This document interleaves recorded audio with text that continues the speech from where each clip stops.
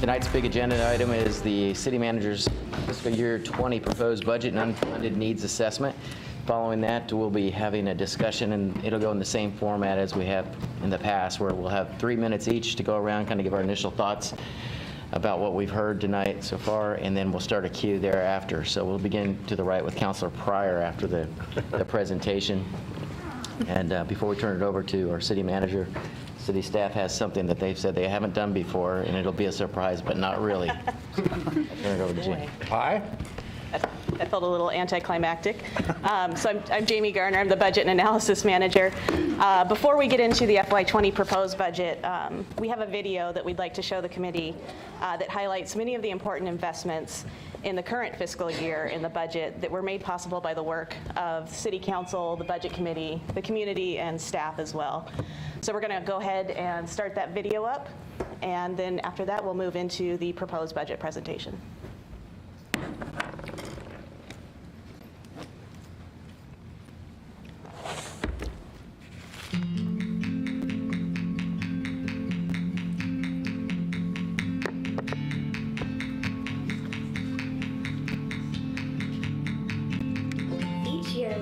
Budget Committee reviews the proposed budget and makes recommendations to the City Council. The work of this committee reflects the voice of the community, and their input, discussions, and recommendations inform the work of the city, which is realized in real-world services, facilities, and programs that community members use every day. The past fiscal year was critical for investments in community safety. Last spring, the Budget Committee prioritized spending to increase safety across the city, and $500,000 was allocated for community justice initiatives, including funding for the 911 Communications Center. As part of the supplemental budget process in December, City Council approved an 18-month bridge funding strategy totaling $8.6 million that's designated to address critical community safety system needs through June of 2020. The bridge funding creates a new street crimes team to address critical public safety issues in neighborhoods throughout the city, provides emergency shelter, and helps to transition people to more safe, permanent housing, and supports programs that keep young people from becoming homeless. City Council approved $750,000 to staff an advanced level medical unit, allowing medics to respond more quickly to our community's serious medical needs. The budget also included $80,000 to fund the cost of cloud-based storage for the police department's body-worn camera footage, ensuring that this important data will be safely stored and retrieved. The safety of animals throughout Eugene was supported with $150,000 for animal sheltering and adoption services through Green Hill Humane Society. Another priority of the Budget Committee last spring was to improve our downtown. The committee allocated $100,000 in one-time funding to extend key downtown operations like the Eugene Ambassadors and programming through the spring of 2019. The City Council also allocated $954,000 to support the activation and safety of downtown spaces. Homelessness was a focus of the City Council and Budget Committee. They allocated $60,000 for emergency shelter, supporting the expanded car camping program. They also allocated over $200,000 for operations of the Dusk to Dawn program. Voters affirmed their support for our parks and recreation system by passing ballot measures. The levy provides over $3 million per year for maintenance and operations, and the bonds will fund $39.35 million in parks and recreation capital projects. As part of the bond sale process, Moody's Investors Service upheld the city's AA1 rating, which led to low interest costs and will allow taxpayer dollars to go even further when constructing these projects. Eugene is a great place to live and raise a family, and we continue to make investments in the livability of our community. Last year's budget included $150,000 to increase the pruning cycle of approximately 100,000 street trees throughout the city. $6 million in funding was included for the construction of a railroad quiet zone to increase safety and improve the livability of nearby neighborhoods. are just a few examples of the funding decisions made by the Eugene Budget Committee and City Council as they keep our community moving forward and help to make Eugene an amazing place to live.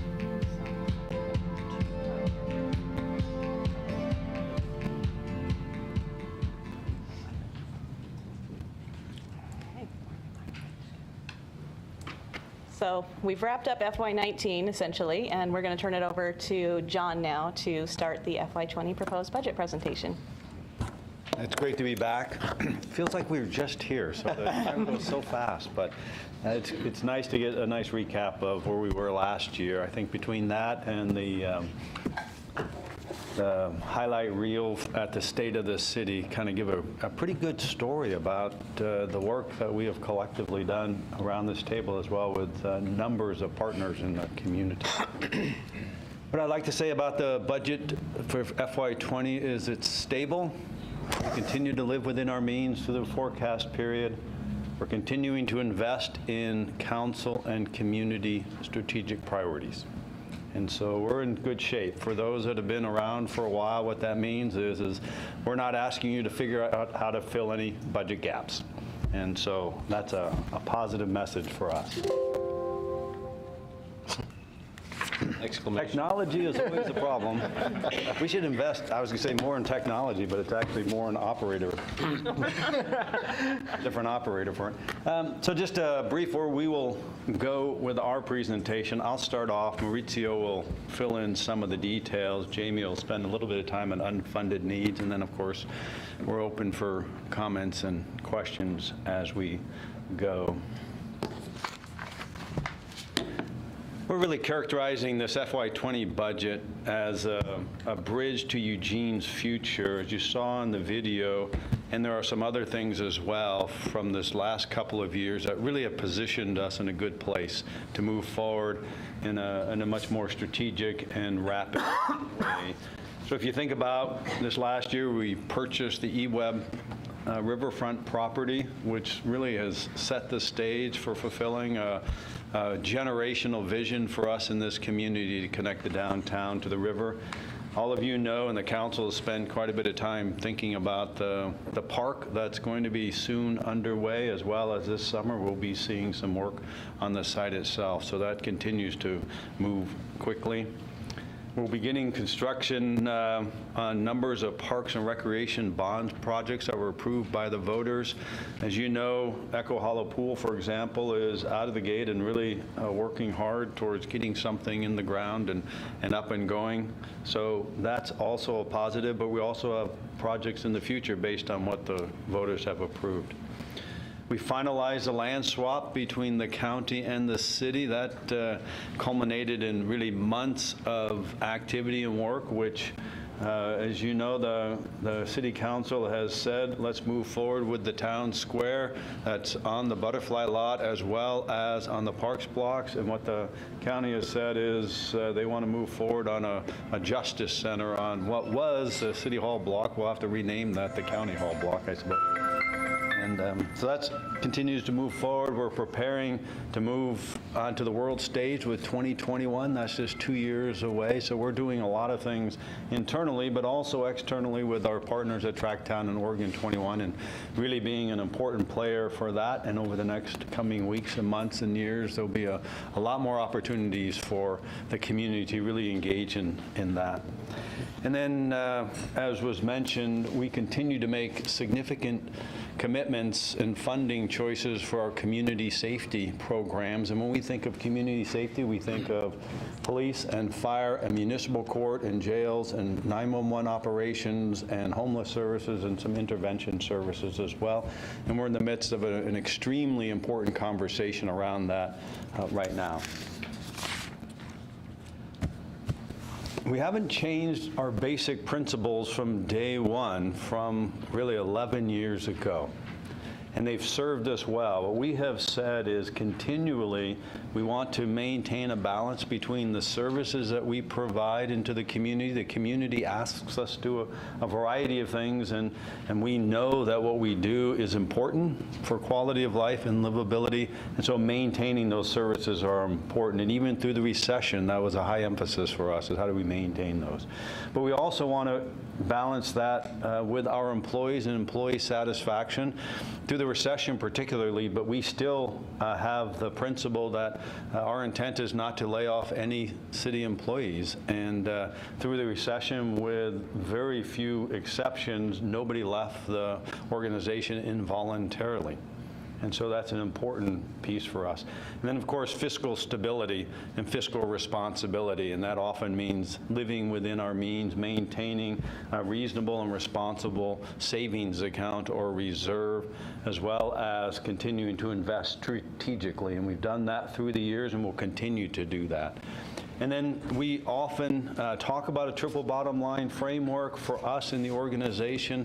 That's just, it's more and more becomes a cultural piece for us, a framework in which we just choose to do business. When we think about the budget and we think about trying to meet the council goals, we think about economic prosperity and social equity and environmental responsibility as we do those kinds of things. And our budgets try to represent that balance as well.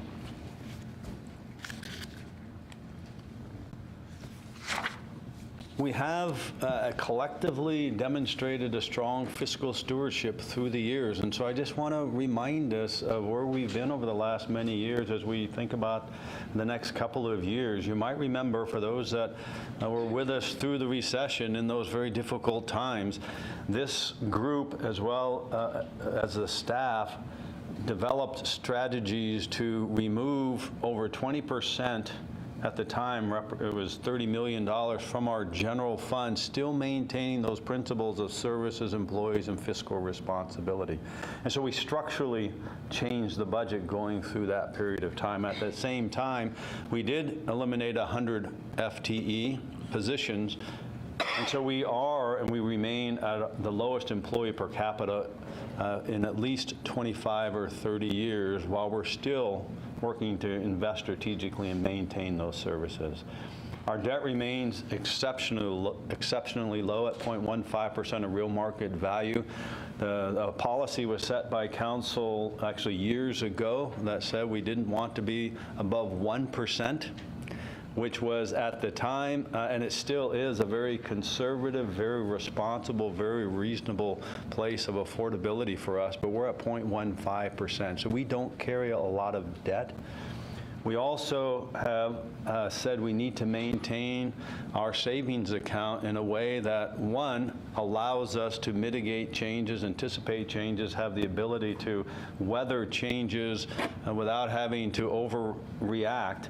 And it also provides a lot of liquidity, which the financial markets, it's important to them. And so you saw this earlier. So between the budget committee, the council, and the staff, that's what they mean by management team. It really does show up in outside ratings on our fiscal stewardship through the years. And so a AA1 rating, which is what we have reconfirmed very recently when we were going out to issue bonds for the parks and recreation projects. For a city of our size, a city of our type, that's the highest rating we can receive essentially from Moody's Investor Services or any other comparable rating from another rating agency. So it does demonstrate sound fiscal stewardship on all of our parts. And partly why that's important, when we issued those $30 million bonds for Parks and Rec, we're able to issue them at a lower interest rate, meaning there's less risk to the person that wants to buy or invest in those bonds, which means that we, one, save money for the taxpayer, and in this case, because of that, we actually were able to gain an additional $1 million plus that we can put back into the projects as we go. So this actually, the work that you perform every year around this table has a huge impact, not just for a budget, but in our entire fiscal stewardship. And so really, our formula has always been maintaining these principles and these balances between services, employees, and fiscal stewardship, and demonstrating that fiscal stewardship as far as let's only use one-time money for one-time costs. We've heard that. We'll continue to say that all the time. If we want to fill an ongoing need, we need to make sure it's with ongoing dollars. That's all about strong fiscal stewardship. It's about ensuring that we continually, every year, look at our budget, our structure of our budget, and anticipate what's going to happen in the out years and continually adjust that way. And we're doing that again this year, and we'll talk a little bit more about that. But the end result is trying to build trust and confidence in the community so they can trust us, they know our intent is good, and we've demonstrated our ability to be good fiscal stewards, which then translates to trust, which for the community, they respond to this in a numbers of ways. The Parks and Recreation Bond and Levy is one way in which community members can choose to invest additional dollars of theirs in the community. And they'll only invest if they believe that we can be responsible with the dollars.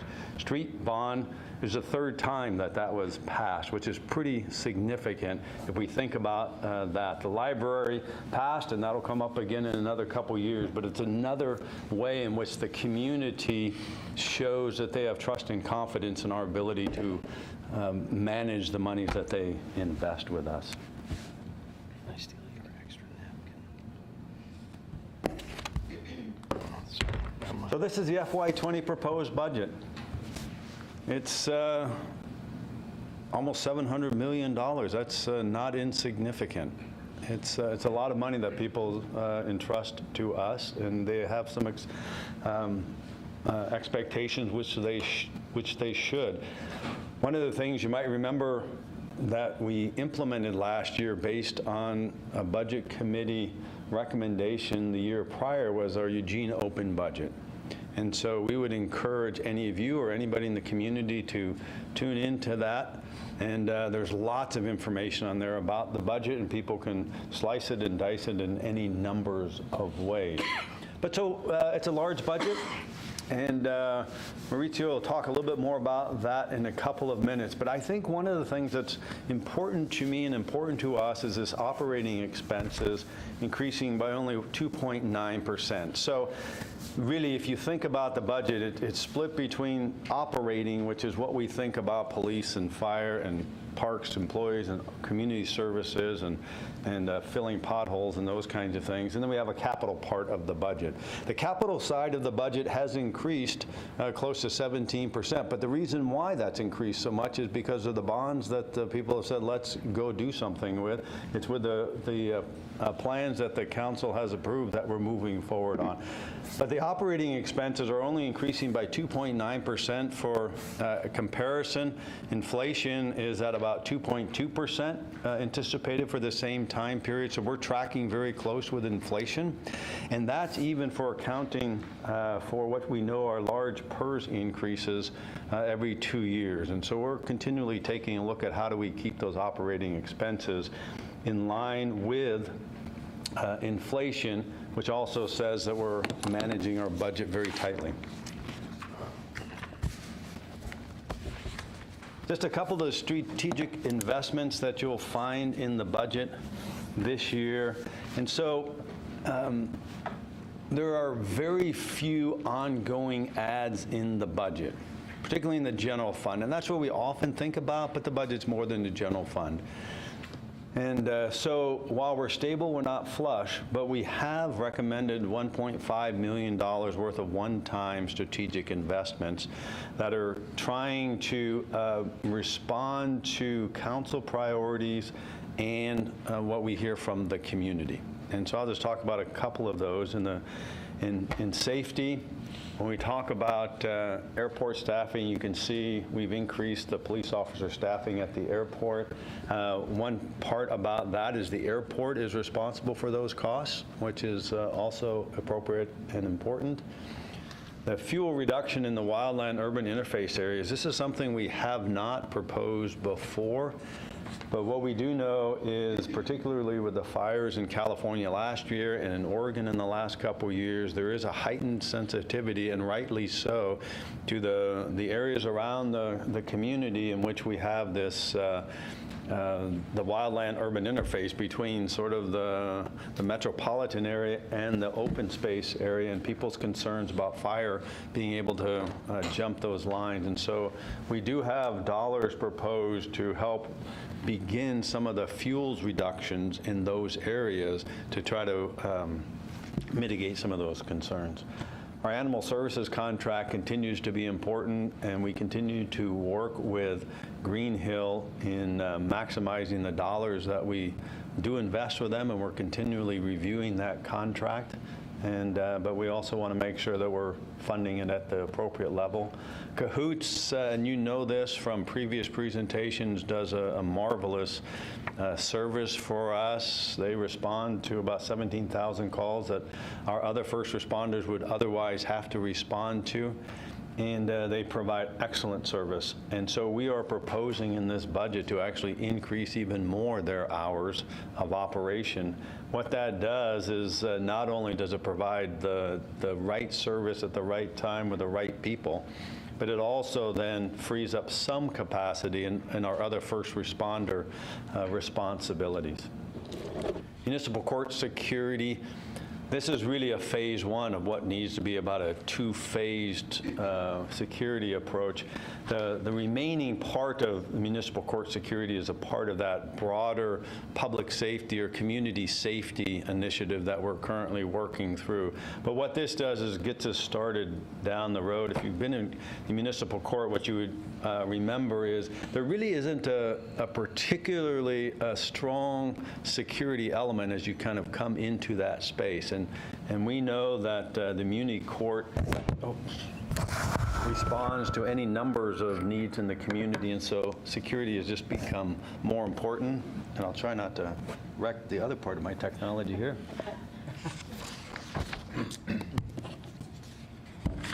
We're also really working on some livability things. The Downtown Wayfinding Project, while we haven't talked about that over the last couple of years, you might remember we did have a work session on this. And it is an important project for us, not only for 2021 as we welcome the world, but also for us as a community to enhance people's ability to find their way in all modes of transportation around the community, downtown, riverfront. And so we're recommending some additional investment in that, some one-time money, which will really help us take it to that next phase to put us on track for 2021 implementation. Housing tools and strategies. Housing affordability is one of the council's 3 focus areas and is extremely urgent and extremely timely. And so part of what we are recommending is some one-time dollars to beef up some of our capacity to continue to do that work in a rapid way and to really bring more of those back to the council for your decisions. Nuisance code is a little bit of that same thing. The council has recently made some code revisions in 2 or 3 spots, but really the nuisance code needs to be a little bit broader in scope and taking a look at it. Chris, I always remember in a presentation at the council, you talked about it's often these nuisance code things in neighborhoods where you get most of your calls about most of the complaints, and they're a livability issue. And so we need to really spend some time updating and taking a look at that code. So we've put some dollars in there to do a little bit more about that.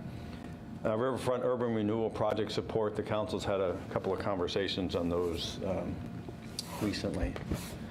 And engagement, a couple of things that I want to talk about. The equity in contracting, we want to continue that. That's been an excellent project and partnership, an initiative for us. And this really came out of a conversation with Greg Evans several years ago around how do we really connect more people into our system of purchasing and contracting, really a much broader, diverse group of contractors.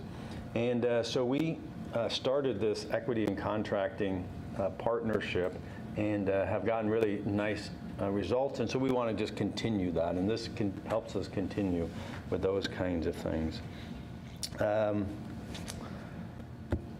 Events partnership, we're still looking to think about how we can partner with large events. 2020 is one of those, the Olympic trials, 2021. So we want to continue to find ways to do that. The early literacy is a little bit of the outlier in this budget request at this time. And so I want to just explain the thought process in that. There's about 53% of our kids don't read at grade level in our community, and if you think about that, that's tragic. There's a direct correlation, and the research is extensive, that says a child's ability to read at grade level, and we often measure that at 3rd grade, their ability to read at 3rd grade has a direct correlation to graduation rates, which then has a direct correlation to any numbers of things from a community perspective. And not all children that sort of aren't reading at grade level end up in this place. So, but there's a higher propensity, and there's a greater stress in our public health and public safety systems, as well as their competitiveness to engage in the workforce. And so for us, in order to have an impact in 15 and 20 years in our community around public health, public safety, competitiveness, we're recommending that we invest now in some early literacy, and particularly we want to do some partnerships with the Bethel School District and United Way and others to really see how we can directly assist in upping the early literacy rate and trying to create some things that then could be replicated across other schools and other districts. And so this feels a little bit different than what we've done before, but there's a definite now and later relationship in trying to move this forward. In infrastructure, you know most of these recreation bond projects, we continue to move forward. Our capital budget, I mentioned, is close to 17%. It's street bonds, projects, parks, and so they're the kinds of things the community says, yes, let's do, as well as transportation projects from our TSP and others.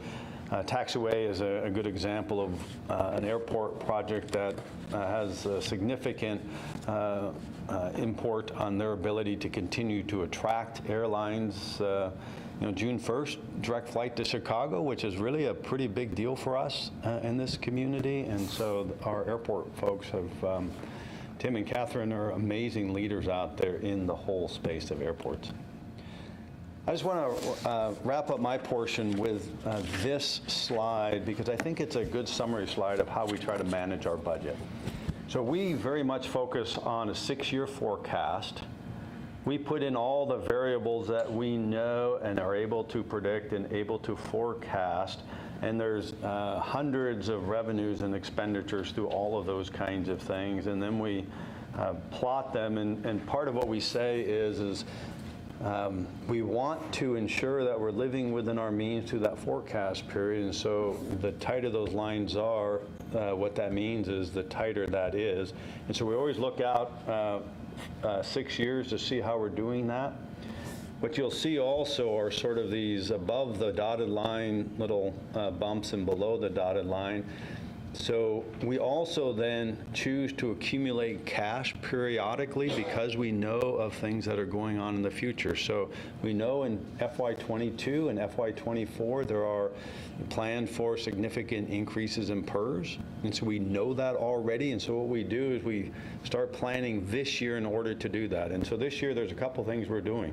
One is we are reducing or taking another $1.5 million out of the general fund in order to help continue to stabilize the budget. It's not impacting services and employees and those kinds of things. So it's a way to continually right-size the general fund. And then we're also accumulating some cash. So if you were to take a look at the general fund reserve, we're actually above what is normally our target of 8%. And the reason why is because we know there's going to be these spikes in the future. It gives us a chance to anticipate those and sort of come into a good glide path. And so This is sort of encapsulates the way we go about our budgeting process. With that, I'll turn it over to Maurizio. All right, thanks, John. Okay, so the city has many funds, but much of the city's fiscal health is tied to the general fund, which is the city's largest fund and represents discretionary resources. The general fund represents about 1/3 of the city's total budget and consists of the main subfund, the cultural services subfund, and the equipment replacement subfund. Tonight, I'll be talking about the main subfund of the general fund.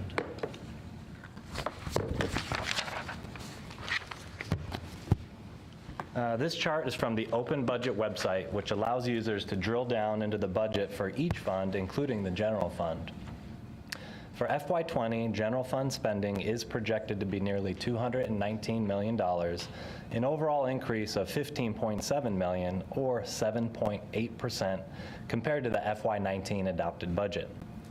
The operating budget is projected to increase by $7.6 million, or 5.1%, compared to the FY19 adopted budget. The general fund operating budget is increasing more than the total of all funds due to a greater share of personnel costs compared to other funds. Police comprises the largest share of the operating budget at $57.4 million, and this does not include the community safety bridge funding that was appropriated in FY19. The general fund forecast is a tool that projects how much the city will spend and receive over the next 6 years, which assists policymakers with developing strategies to meet future challenges. Finance regularly monitors and tracks a number of variables for the forecast and general fund management purposes. All of the things you see here can have a significant impact on the general fund. I'll go into general fund revenues and expenses in more detail, but would like to remind everyone that other factors like inflation, investment returns, council and community priorities, as well as state and federal legislation, legal settlements, and rulemaking can all have significant impacts for the overall health of the city's general fund. So let's start with revenues. General fund revenues are largely driven by property taxes, which are determined by the total taxable assessed value of property in Eugene. As you can see here, prior to the recession, the annual growth in taxable assessed value was trending higher before experiencing a sharp drop in FY11. Since that time, the annual increase has trended upwards, although annual growth rates remain below pre-recession levels. Projected property tax revenue has increased over the forecast period when compared to last year's forecast. This is primarily due to two factors, one of which is the assessed value growth. Taxable assessed value grew at a rate of 4.3% in FY19, which was higher than anticipated. This equates to an additional $300,000 of ongoing property tax revenue. The FY20 proposed budget includes a moderate growth rate of 4% and remains at that level throughout the forecast period. The second factor impacting property tax revenues in the forecast is the collection rate. For the past several years, we have kept the assumed collection rate at 94.5%, which has aligned with actual experience as indicated by the solid blue line in this chart. Starting with this year, we have increased the assumed collection rate to 95%. This is related to the statewide property tax settlement reached between the state of Oregon and Comcast in FY18. The general fund's share of this settlement was approximately $2.8 million. Starting back in FY12, Comcast began deferring property tax payments after appealing its valuation. The green dotted line shows an estimate of what our collection rate would have been if Comcast had not deferred payments. And as you can see, this line hovers at right around 95%. And although Comcast's taxable assessed value was reduced as part of the settlement, they will no longer be deferring taxes moving forward. The higher assumed collection rate equates to an additional $600,000 of ongoing property tax revenue. So this chart shows projected general fund revenues by the major revenue types. As you can see here, our revenues are projected to increase over time, about 3.2% per year on average between FY20 and FY25. Property taxes comprise the majority of general fund revenues, which is shown in the bottom blue portion of each bar in this chart. As I mentioned previously, the projected annual increase for property taxes is 4%. In order to generate an additional $1 million in property tax revenue for the general fund, there needs to be an increase in taxable assessed value of about $150 million. To put this number in perspective, this is more than the city's largest taxpayer in FY19, Valley River Center, whose assessed value is currently $118 million. The next largest source of the general fund revenue is SILT, or contributions in lieu of taxes paid by eWeb. This is followed by rental and charges for services revenue and licenses and permits, which includes our cable franchise fee and right-of-way revenue. Next is essential service allocation, which is essentially charges to other city funds for a number of services provided centrally, such as finance and human resources. Intergovernmental revenue for the general fund includes state shared revenues from alcohol, cigarettes, and marijuana, as well as grant revenue. And finally, other revenue refers to fines and forfeits, interest on investments, the city's local marijuana tax, as well as other miscellaneous revenue.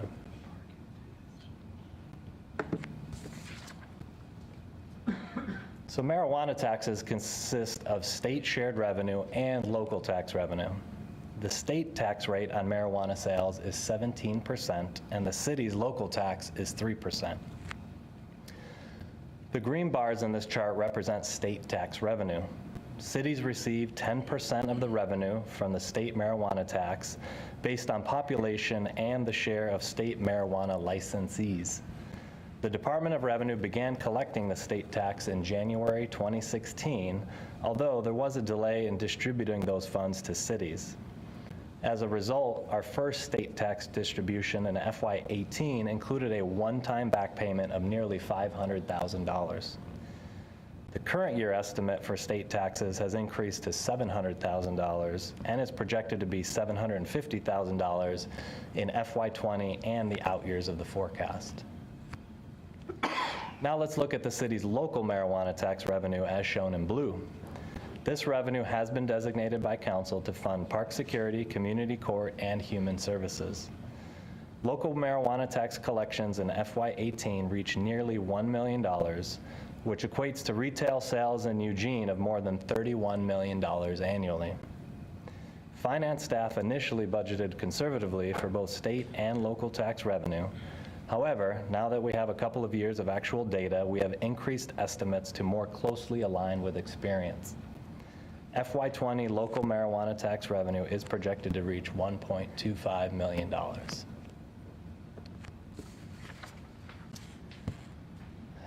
Now let's move to expenses and look at some of the cost drivers. Personnel services comprise nearly 78% of the general fund operating budget. Personnel services include things like wages, healthcare, and PERS. Personnel service costs are projected to increase by $6.9 million or 6% compared to FY19, primarily due to increases in wages, healthcare costs, and PERS rate increases. The healthcare budget is projected to increase just 4.8% due to the city's active management of these costs. City cost increases for healthcare continue to be below national and regional trends.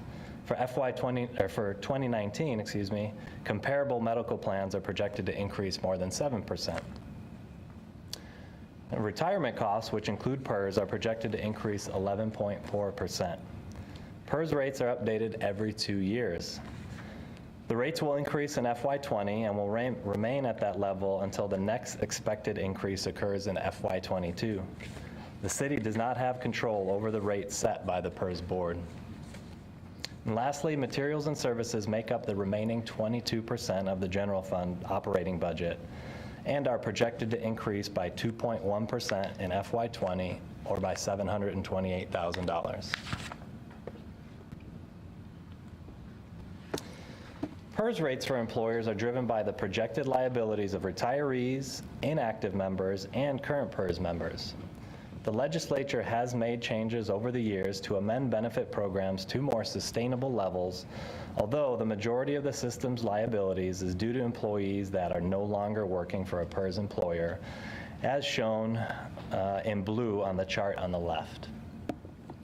Any city employee hired after 2003 would fall within the OPSERT program, whose members comprise 6% of the PERS system actuarial liabilities. The chart on the right shows the sources of PERS funding, which comes mostly from investment earnings, as contributed amounts are invested and increase in value over time. Employer and employee contributions make up just 25% of the system's funding.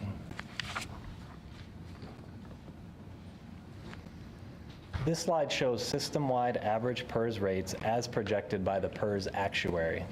As you can see, rates as a percentage of payroll are projected to continue increasing in the near term and then level off for about a 10-year period before declining.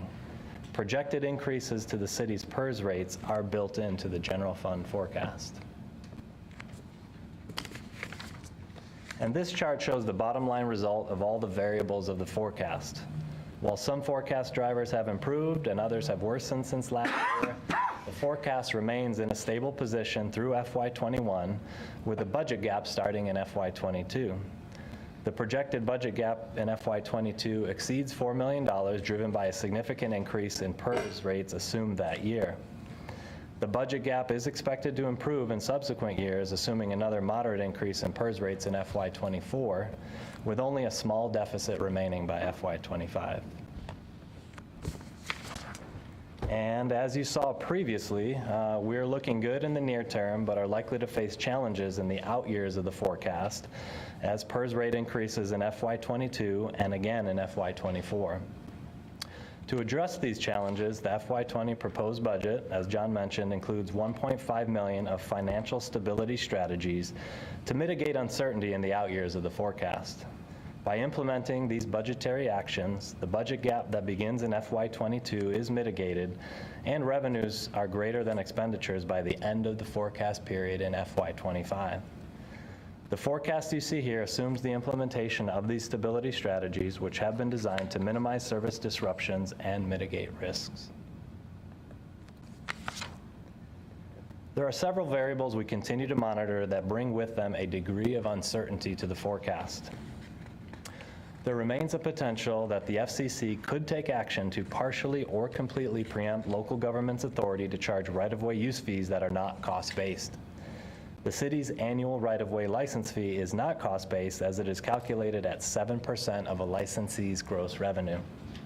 If enacted, such action could impact the general fund by reducing revenues from $2 to $4 million annually, depending on the action implemented. While it is premature to take any action given the level of uncertainty, staff are closely monitoring this situation and have submitted comments to the FCC. The annual rate of inflation is a measure of the increasing costs of goods and services that can impact the general fund expenses for materials and services, as well as the cost of living adjustments within collective bargaining agreements. Annual inflation is currently just over 2%. The rate of inflation has remained steady, but any increase above current projections could lead to significantly greater costs for the general fund. For example, an increase of just 0.5% annually over the inflation rates assumed in the forecast would increase costs by an estimated $10.9 million over the full forecast period. And the legislature is currently in session, and there are a number of bills we are monitoring that could impact the city. There are bills related to property taxes, the 911 tax, PERS, and more. And we are planning for significant increases to PERS rates in '22 and another moderate increase in FY24, which, as mentioned, contribute to the projected gap in the out years of the forecast.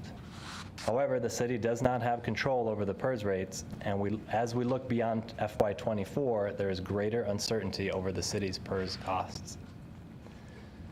Ground Emergency Medical Transport Revenue, or GEMT, was expected to begin in FY18, although the rules around this program have not been put in place. GEMT is a voluntary program that makes supplemental payments to eligible providers who furnish qualifying emergency ambulance services to Medicaid clients. We had initially anticipated $925,000 annually from GEMT, but have since reduced the estimated amount of ongoing GEMT revenue to $400,000 and postponed the start of this new revenue stream until FY21.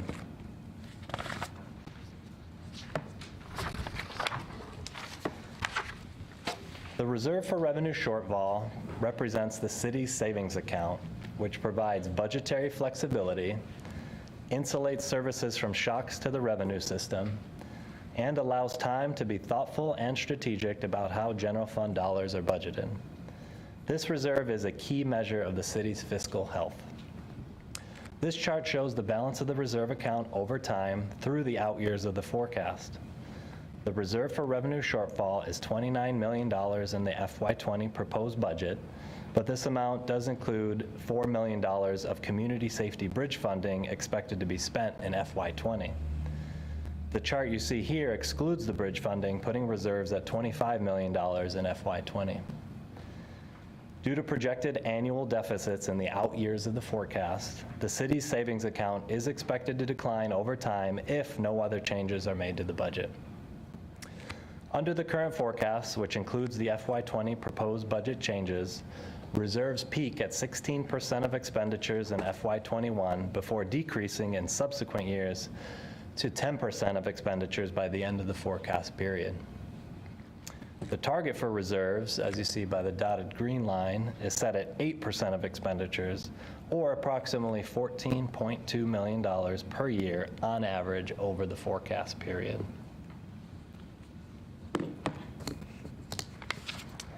And although we actively monitor forecast variables, we don't know what the future will hold, but we do know that risks remain. As an example, we've modeled what a potential FCC action might look like for the forecast if we are prevented from charging right-of-way fees consistent with current practices. This potential scenario is represented by the green dotted line in this chart. Having adequate savings account allows the city more time to adjust to this type of potential adverse impact to our revenues. And with that, I'm going to turn it over to Jamie to talk about the unfunded needs assessment. Thanks, Maurizio. The Unfunded Needs Assessment, also known as the UNA, is a snapshot in time of significant unfunded financial challenges that the City of Eugene faces in providing current services and anticipated needs as the community grows and the organization evolves. This document is one of many tools that the city uses to manage our finances and plan for the future, which translates into the city's reputation for strong fiscal stewardship. This inventory is updated each year as part of the budget process. The purpose of the UNA is to provide the executive team, policymakers, and citizens with a better understanding of the range of unfunded needs at a point in time. This inventory is also driven by direction from City Council goal statements, direction given at council work sessions, and other methods. Community input also drives many of the UNA items through various master planning, neighborhood planning, and other processes. The UNA is also informed by city workforce needs, staff planning and assessments, and professional analysis performed on infrastructure and capital projects. The executive team uses the UNA, along with other processes and information, to make budget recommendations to the Budget Committee and City Council. We've made 2 updates to the 2019 UNA to improve transparency and readability. The document includes a new table that provides a status update on items that were included in the 2018 UNA and were either fully or partially funded. Secondly, staff has modified the presentation of UNA items by assigning each item a single category rather than 2 or more categories in some instances. The 2019 UNA includes 150 items and identifies a need for almost 222 full-time equivalent positions, $275 million in limited duration or one-time costs, and nearly $53 million in annual ongoing funding. Over a quarter of this year's UNA items are related to one of 3 areas of focus, which are primarily determined by conversations and policy direction from City Council: the Climate Recovery Ordinance, also known as the CRO, the Community Safety Initiative, housing, and homelessness. City Council is engaged in ongoing conversations about each of these areas of focus, and as I go through this slide, I'll let you know when these topics next appear on their agenda. We'll start with the CRO. The organization has been working on CRO implementation since its adoption in 2014. Recent progress has been made on the Climate and Energy Action Plan and drafting a new Community Climate Action Plan known as CAP 2.0. The focus of the CAP 2.0 project is to continue to foster the actions of the city, as well as companies and organizations in the community, in moving toward carbon neutrality, reduce fossil fuel use, and adapting to climate change. Staff continues to anticipate future funding needs to advance CRO goals.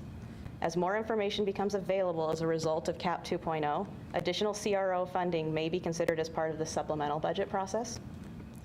Examples of CRO items in this year's UNA includes adding staff to help manage and coordinate the impact of CRO implementation on city services, efficiency upgrades to our public buildings and facilities, community-wide engagement as identified in the CAP 2.0, expansion of the bike share system, and further analysis of our fleet assets to research equipment, data, vehicle replacement, alternative fuels, and more. I miss it, stuff. City Council is expected to talk about the CAP 2.0 in early summer of 2019. The Community Safety Initiative is made up of interdependent city departments and community partners, including police, emergency services and 911 dispatch, Eugene Springfield Fire, Municipal Court, the City Prosecutor's Office, Homeless and Prevention Services, and external partners. We know our community safety system is stressed. The FY18 December supplemental budget included $8.6 million in bridge funding to cover Community Safety Initiative through FY20, with the goal of finding an ongoing source of funding to expand community safety services provided by the city. The work to implement a funding solution to fill a projected $23 million ongoing gap for our public safety system continues. The UNA identifies a number of high-priority items to improve the community safety system through enhancing prevention, responsiveness, and resolution. A City Council work session on the Community Safety Initiative is scheduled for May 8th. Housing and homelessness remains a key issue for Council and the community, with implications for our public safety system and overall livability for residents.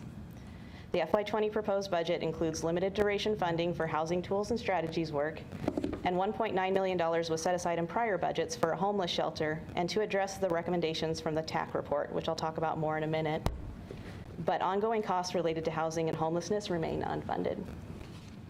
There is a growing need for additional staff to allow the city to take a more proactive role in advancing housing initiatives and policies, as well as supporting the increasing number of homelessness-related initiatives, programs, and projects that are city-funded and often require extensive collaboration with partners for implementation. In December 2018, the nonprofit Technical Assistance Collaborative, known as TAC, released its final feasibility study and homeless services system analysis for Lane County. The City of Eugene and Lane County contracted with TAC to provide information about our system-wide needs and gaps, as well as recommendations to make our system more effective at providing pathways out of homelessness. The City and County will hold a joint meeting on May 13th to have further discussion about the recommendations of the TAC report. This area of focus will likely grow in the future as more initiatives are identified through conversations with our area partners. If you are interested in these areas of focus, stay tuned for more developments as City Council continues their conversations on each of these topics. Staff will highlight these conversations in the weekly email to the Committee on Budget-related items at City Council. The second grouping of UNA items is services and infrastructure, which includes 3 additional categories that provide a useful lens for thinking about unfunded needs. 3/4 of the items included in the UNA fall into one of these 3 categories: existing services, future demand, and infrastructure. Existing services unfunded needs support current services provided by the city and include funding gaps in existing programs, replacement of equipment and systems, and continuing current service levels. This includes programs such as the continuation of library services after the library levy expires in FY21, data management for Envision Eugene, and addressing equipment needs for general fund services. Future demands highlights new and emerging needs identified due to growth in service areas and changes in technology as city staff position the organization to be responsive to the needs of a growing region. Projects include construction of additional fire stations, data center disaster recovery, development of new community centers and pools, and renovation and expansion of the 4th floor of the downtown library building. The infrastructure category highlights funding needed for the preservation and maintenance of city-owned infrastructure, such as buildings, streets, and bridges. Projects include pavement preservation backlog, wastewater system rehabilitation, seismic assessment of city buildings and upgrades to parking garages, retrofitting or replacement of critical bridges, and replacing the fleet facility.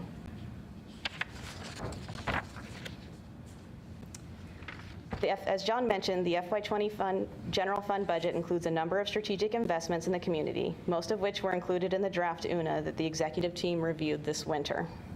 These investments were selected based on the conversations that are occurring at City Council, as well as the priorities of the community. These investments generally fall into 3 categories: public safety, livability, and community engagement. We know community safety is a top priority and more work needs to be done. One-time funding is proposed for an additional 11 hours of Cahoots coverage daily. Based on call volume, demand for Cahoots services has increased by over 58% from 2014 to 2017, outpacing the available assistance in the community.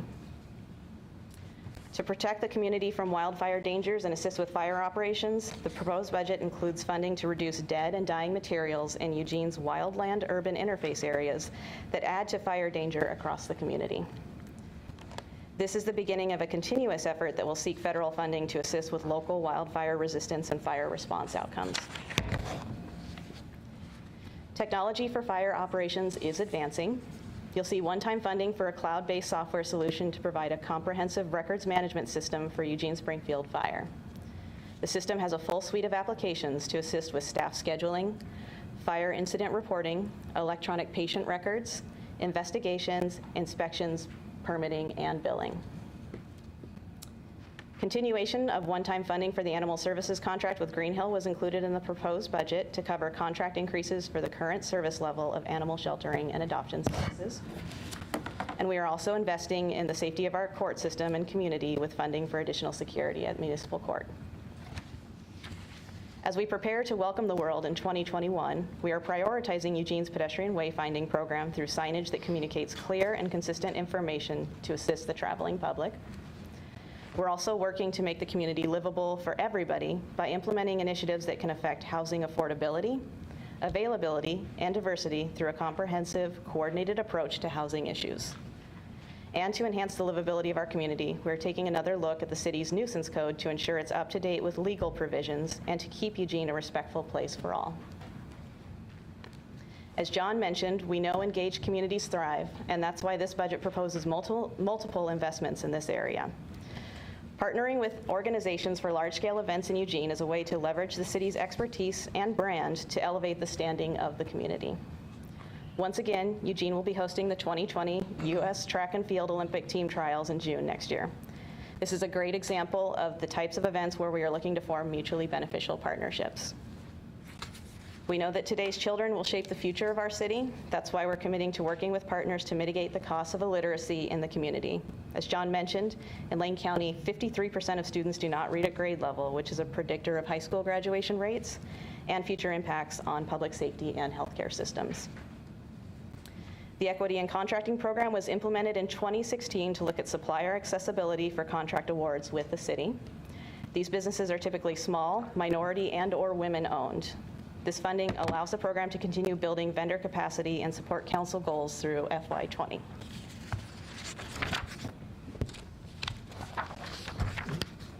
It's helpful to be reminded that the city does not work alone. We have many partners that are helping to solve the same problems within our community throughout Oregon and the country. The solutions to many of the challenges facing the city will require collaborative efforts. The Technical Assistance Collaborative Feasibility Study on the homeless service system in Lane County is a great example of the partnerships that are required to make progress on large system issues facing our community. Our spending proposal for FY20 builds on the success we've had as a solid partner and puts us on a path to working with the many entities that together make Eugene great. And with that, I'll turn it back over to John. Just lastly, as a recap for FY20, we are stable for this year, and as we look through the forecast period. However, we aren't flush, and so we recommend that we continue to proceed cautiously, think how we want to invest, continue to use one-time money for one-time expenses. And our approach is consistent with what we've done for the last 10 or 11 years. The principles haven't changed, the strategies haven't changed. We're continuing to invest in the community. Part of our fiscal responsibility and stewardship is maintaining appropriate reserves. Mauricio went through that on why that's important to us, and so we continue to do that in this particular proposal, and then investing strategically, which we have done from day one, even through the recession. And that's really given us a chance to set this up as this year is really building that bridge to Eugene's future in so many different ways. And with that, Scott, we'll turn it back to you. Thank you. Great presentation. Appreciate all the hard work there. We're a little early, and I was going to go around the table and get the initial comments out of the way, but we're not going to have time for that before the break. So let's go ahead and take our break early. Be back here at 6:40, and then we'll start with the round robin to the right with Councilor Pryor, and then open up the queue after we're complete around the table. Okay, see you at 6:40.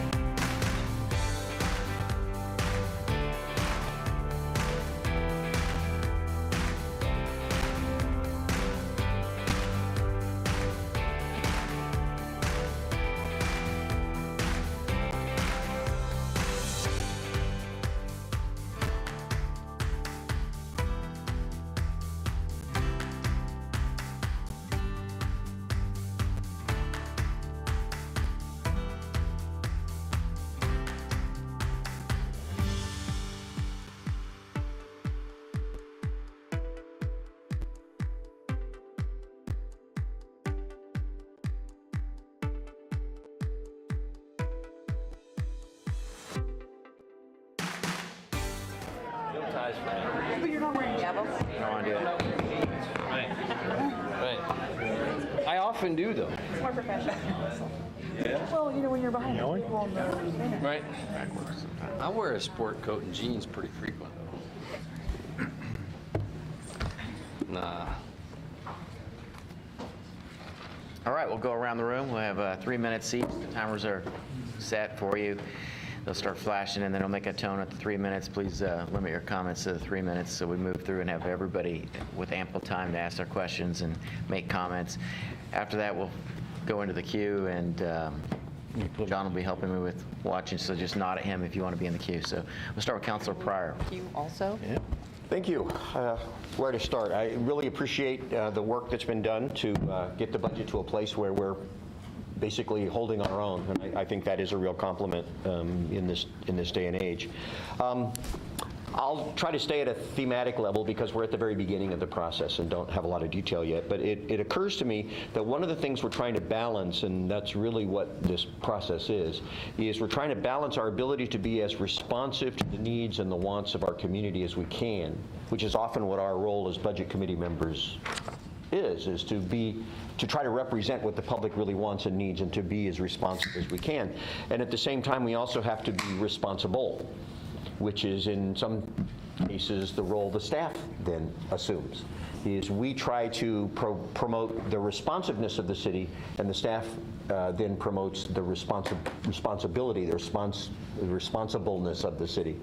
And I think it's easy to fall into those roles, but what I encourage and what I try to do is to say, it's not strictly my role to be irresponsible and only reflect what the public wants, any more than it's only the staff's role to try to be the responsible adults in the room and say, well, we can't do that, we can't do that, we can't do that. Try to figure out how to make this happen. I think it's when we bring those two together that we really get the best outcome. So I look at this budget and I say, well, we're trying to be as responsive as we can within the realm of also being responsible, but there are some holes.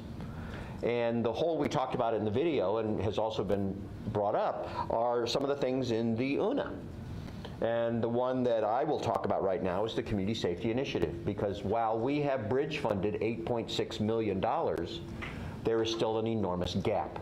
And it's not only a gap in terms of ongoing money, and it's a huge amount of money, but there is not capacity within the general fund to cover that. I mean, we could get rid of a whole lot of things out of the general fund in order to cover that. Or we could spend all of our savings to cover it for 1 year and we still wouldn't solve the problem. So as we go into this budget discussion, it's something that hangs over our head, but I don't necessarily want to say it's this budget committee's job to figure out how to solve that $23 million problem. It's there, we have to deal with it, but it's not going to be able to be done within this budget. We'll have to do other things around it, but we're aware of it and we will need to work on it.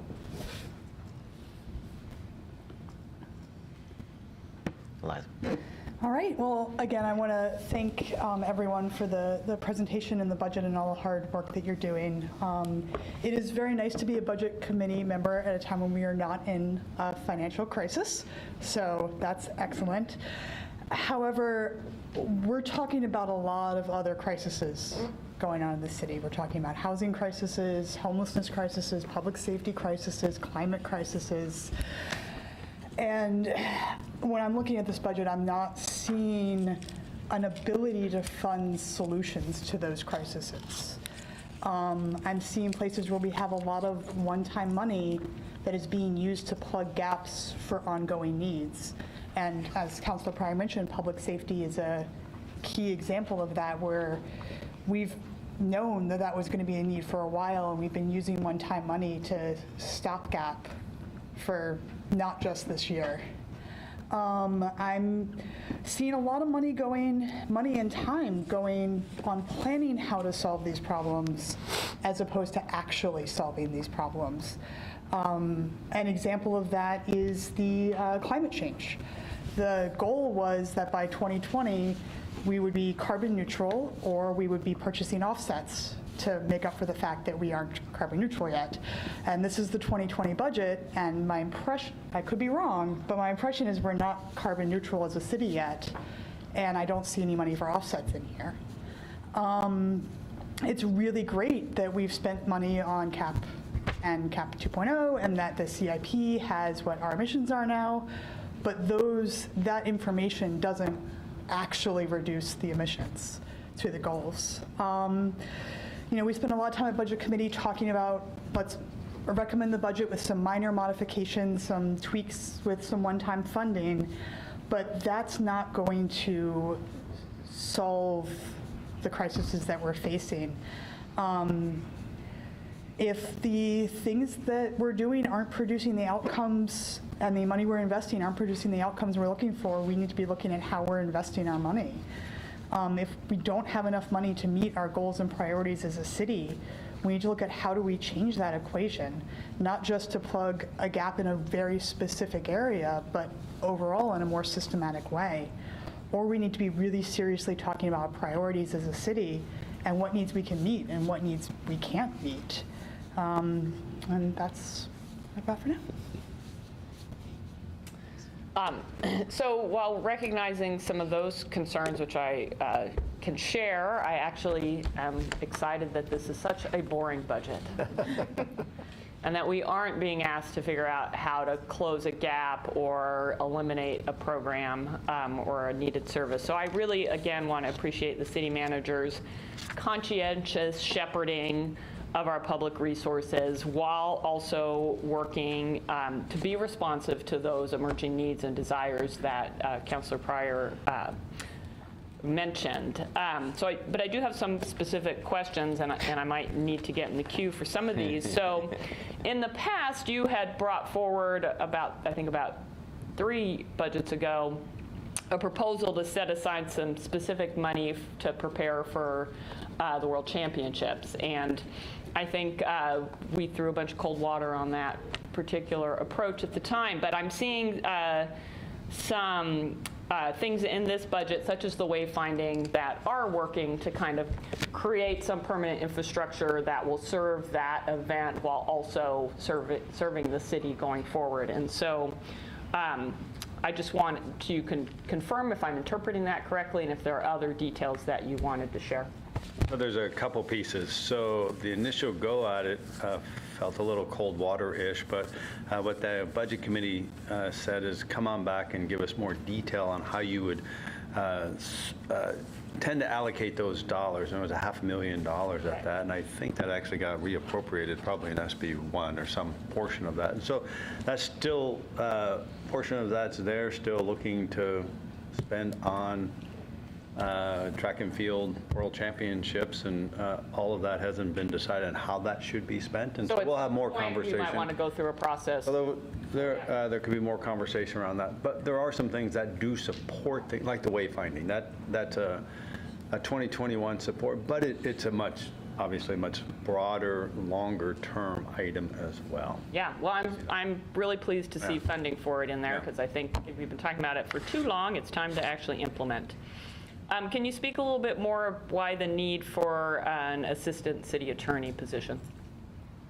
I'm going to let maybe somebody else talk about that. I can see her getting squirmy. There she is.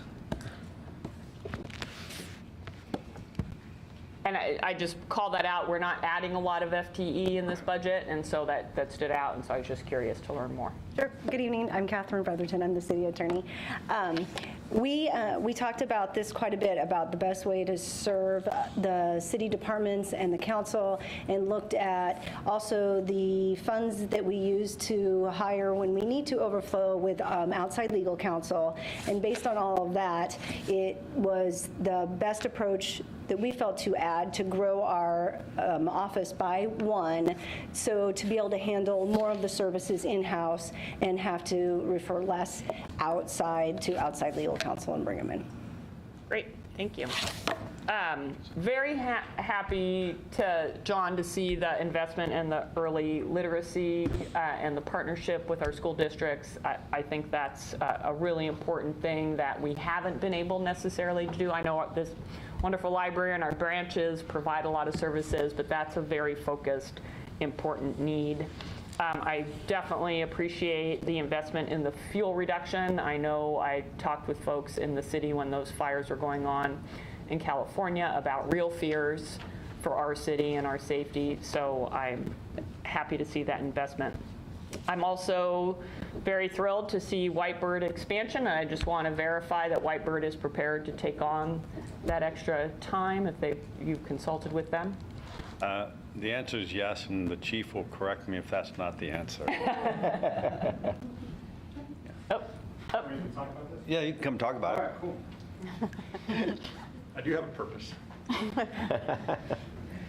So one of the things we talked about, as you can imagine, when we sit down and talk about our unfunded needs assessment, that's 15,000 pages long in the police department.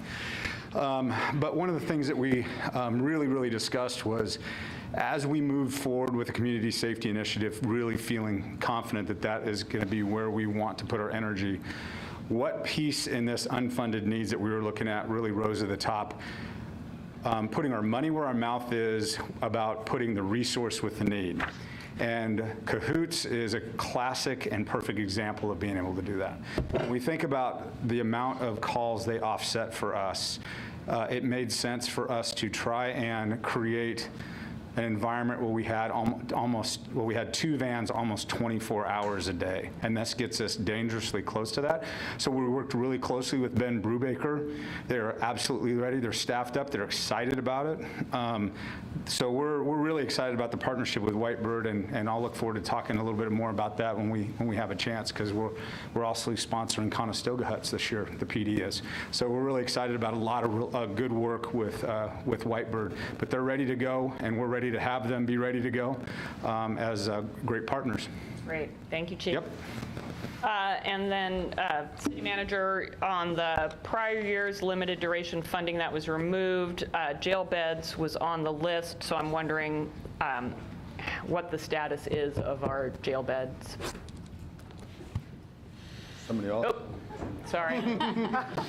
It's an exercise night for the chief. Getting your steps in. Should have just stayed up here, huh? I'm not going to be able to speak specifically to the answer. I know that we've got the 15 in Lane County. We had 10 in Springfield. We had the ability to expand 10 more in Springfield for a total of 20. One of the challenges that we're dealing with right now is the fact that Springfield is feeling some pain from us filling up our 20 beds, and it may actually be more challenging to get all 20 of those in the future. So we're working.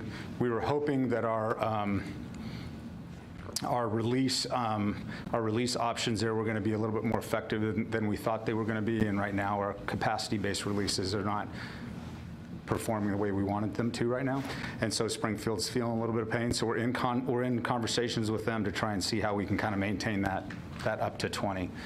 So it's kind of a moving target right now with respect to jail beds. All right, and then I just have, thank you. One last comment. I've been hearing economic forecasting predicting a possible recession in 2020. And so, again, appreciating your shepherding of our resources and keeping an eye on that, so that if we hit that, we'll be prepared. Please put me in the queue for the second round. I have 4 items. Thank you very much for the presentation. Very well done. Number 1, fuel reduction in wildland-urban interface areas. Can you be just a little bit more specific about where that is? Obviously South Hills, but where? Is it inside the urban growth boundary? Is it inside city limits? Where is that? Chief Saludik would be the absolute perfect person to talk about. I figured he might be. Good evening. This is a program that has going to realize outcomes that are beyond just the fuel reduction, because there's an apprenticeship piece tied to this. We're going to be partnering not only with forestry and with some youth corps work, but this is going to allow us to start. We'll probably start in the southeast, where we have some identified dead and dying material from not just this snowstorm, but the last ice storm. But the interest is to start in the southeast, closest to some of the youth corps, and work along the Ridgeline Trail, where we know there's the most people that come in contact with the down material, and then work our way west. So again, inside city limits? Oh, absolutely, yes. It's going to be inside the city limits, and, but it is within the city limits, and there are some draws and areas that are within the city limits that would affect the most amount of homes in the event that we had fire in that area. Are we removing only dead things, or will we cut live trees?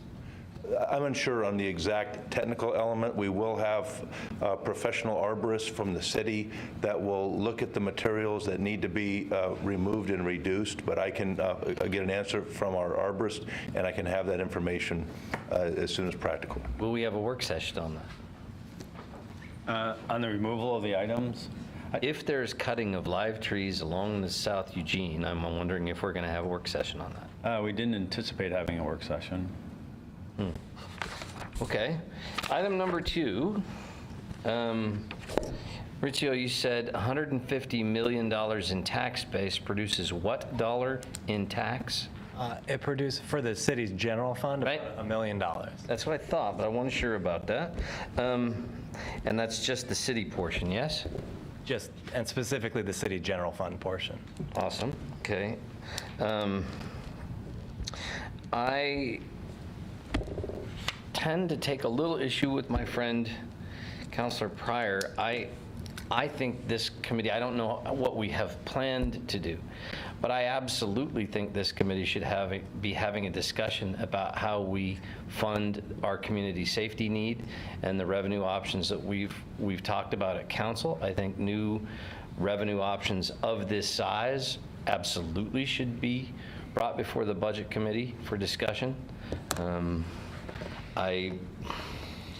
It gives me pause that council would do that without the budget committee, considering some of the other things that we've referred back to budget committee for discussion that weren't anywhere near this weight and this size. A minute and a half, good. So, Una, item number 120. It says that the unfunded, well, I don't want to, it says that the need for City Hall is 121, forgive me. It says, thank you for that. It says that the need for City Hall is $16.5 million. So here's my questions. 1, is that the unfunded portion? Is that the total we're planning for? Can you tell me more about that number, please? I don't know if anybody's here that can address the specifics of that. We're happy to circle back with you. What you might remember is where we left this conversation from a budget perspective was months ago with a bid that had come in too high. And so this number may reflect that number. And so, as you know, we're in the process of looking at the design of the City Hall on a new piece of property, the Butterfly Lot. And so the budget for that will necessarily be different than what we've had in the past. And so this, I would say, represents a placeholder, not a specific number. Okay, and this is something I've obviously beaten to death, but the previous number was over $30 million, and we don't have it, I don't think. No, so this would be, there is money that's currently in a fund. That's what I was. Yeah, that's already. How much? I don't know what's in it. A little over 11 to 12. So this is planning for 27 and a half then, yes? That would have been probably what was coming at the last cost estimate. I don't know, we'd have to check on that. I'm going to run out in 30 seconds, so we'll circle back to this, because this is an important point, I think. These are critical policy-based decisions that council's doing, but I think the budget committee should be part of that. If we're considering adding a brand new revenue stream and a brand new taxing mechanism because we have such a pressing public safety need, then where's the money coming from for City Hall?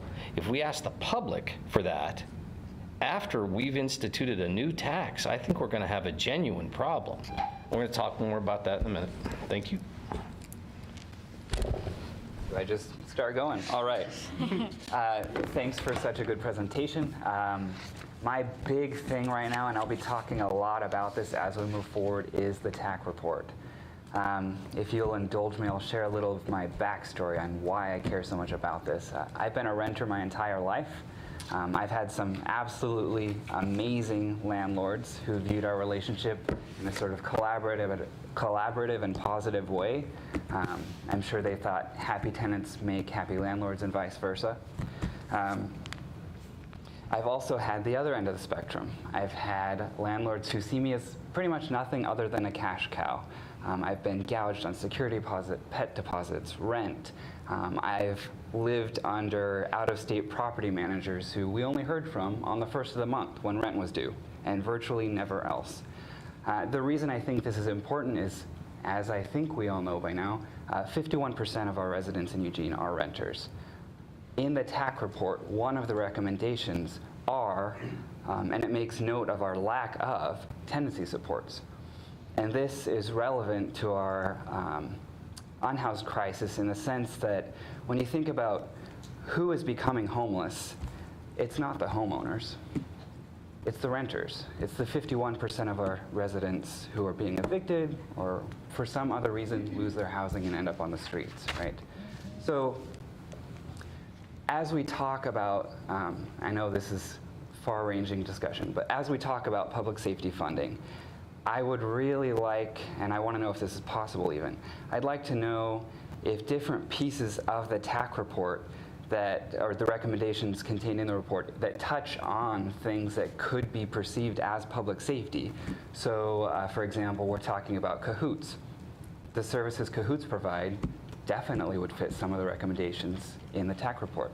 So things like this could be drawn from this public safety revenue stream. I'm wondering if there's a way for us to, before council meets in joint session with the County Commission on the 13th, to start looking at those pieces and perhaps seeing, might they be attached to this public safety funding? I don't know if there's a question in there, but if you think there's an answer, I'd love to hear it right now. Otherwise, I'll keep asking things like this. Probably a couple thoughts, and then we can have more conversations about it. So the council's already set aside $1.9 million. That's outside of actually the FY20 proposed budget, so it sits there sort of in its own account for implementation of the TAC. What we do know is that won't fully implement the TAC. Other partners will also come to the table, and so they'll continue to be more thoughtful ideas on how to invest in that. What we don't know, I think, is what to invest in yet. That's part of what the council will have some conversation in a joint committee meeting with the Board of County Commissioners. That'll be a piece of that conversation, and then there'll be some ongoing conversations back with the City Council and others around.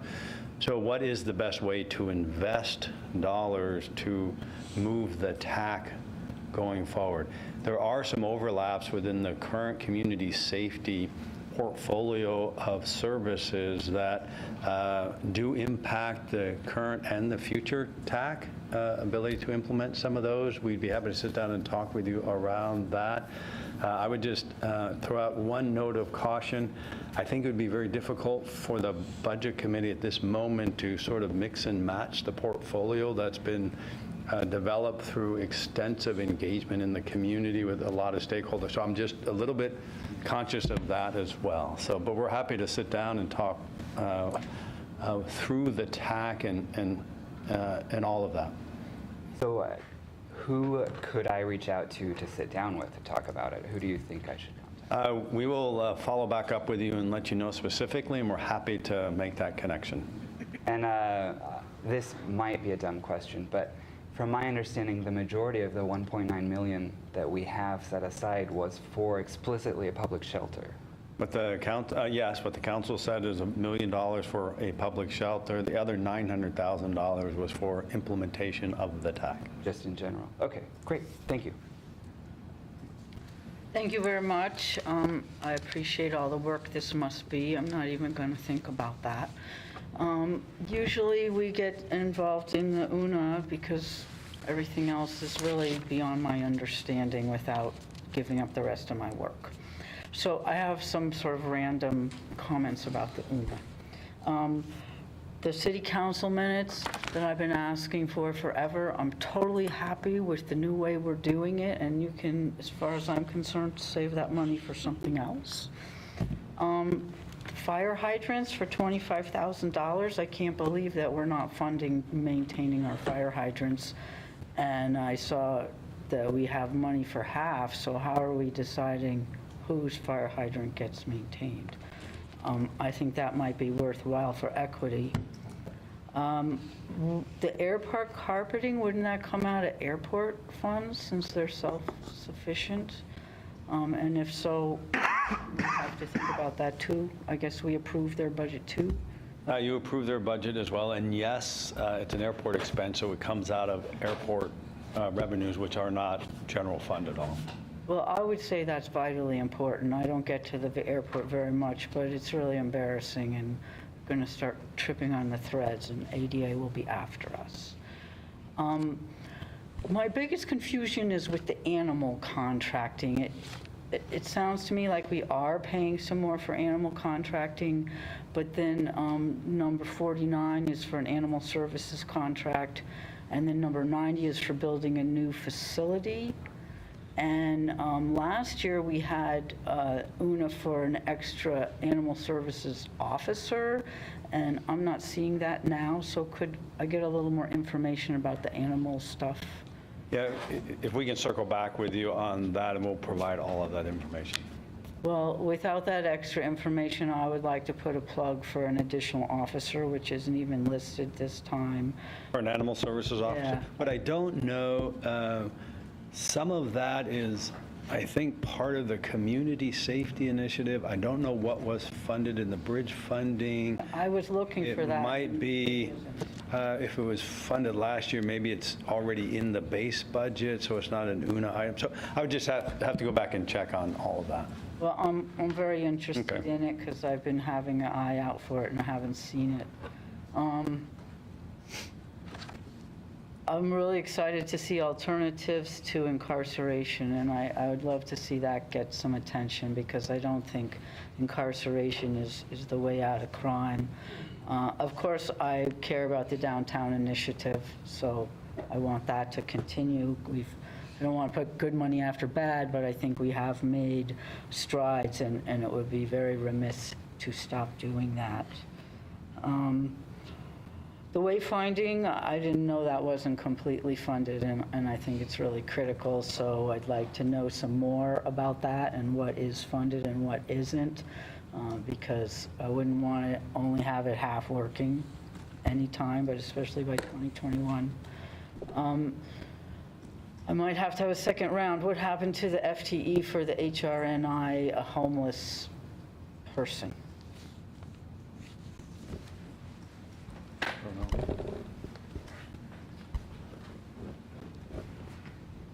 Hi, I'm Mia Carriaga, the Central Services Director.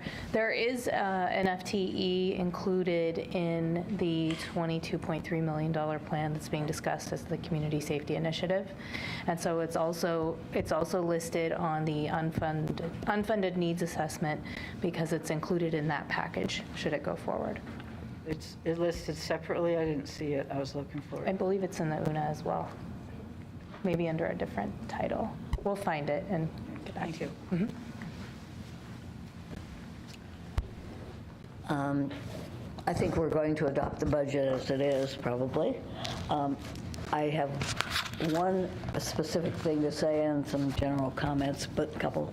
But the specific thing is, when are we going to spend the $1 million for a shelter that we approved a year or 2 years ago? And so the intent with that is following the joint meeting with the county, we will then be coming back to the council to talk about how to spend that entire $1.9 million. And so we would anticipate coming back to you prior to you going on break for your summer break. It'll disappear pretty soon, won't it? It won't disappear. I think there was a time limit.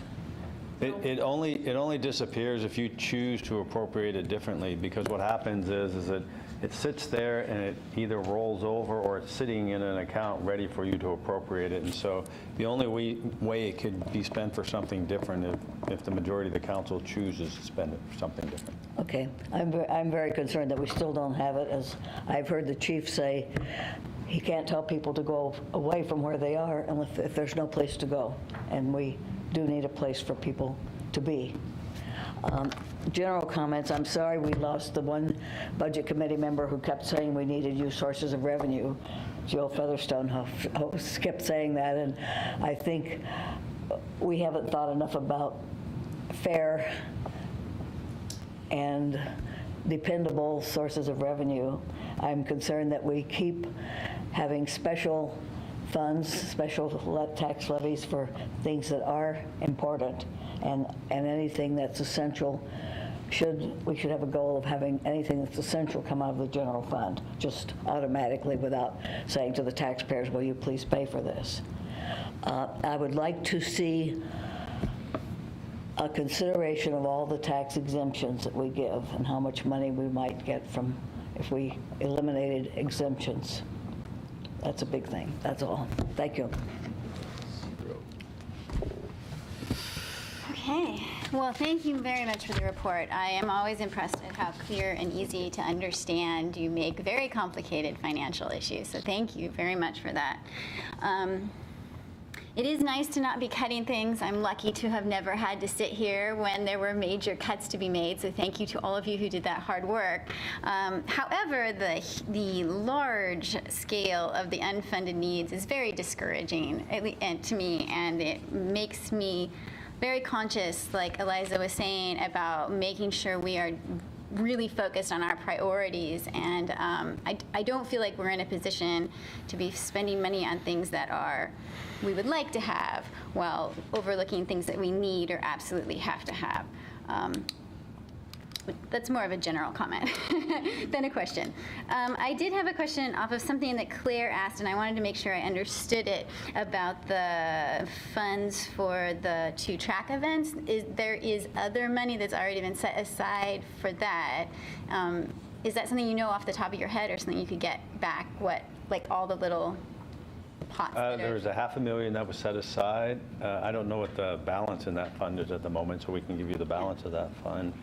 And then this events programming here is for any large-scale event. It could be for 2020. It could be some other sort of event purpose as well. Other than that, there isn't any other specific money that's been set aside. Of course, we spend staff time supporting those efforts, which is just a part of our regular duties. But as far as something other, But that staff time isn't like singled out where you could say we spend this much staff time on these events.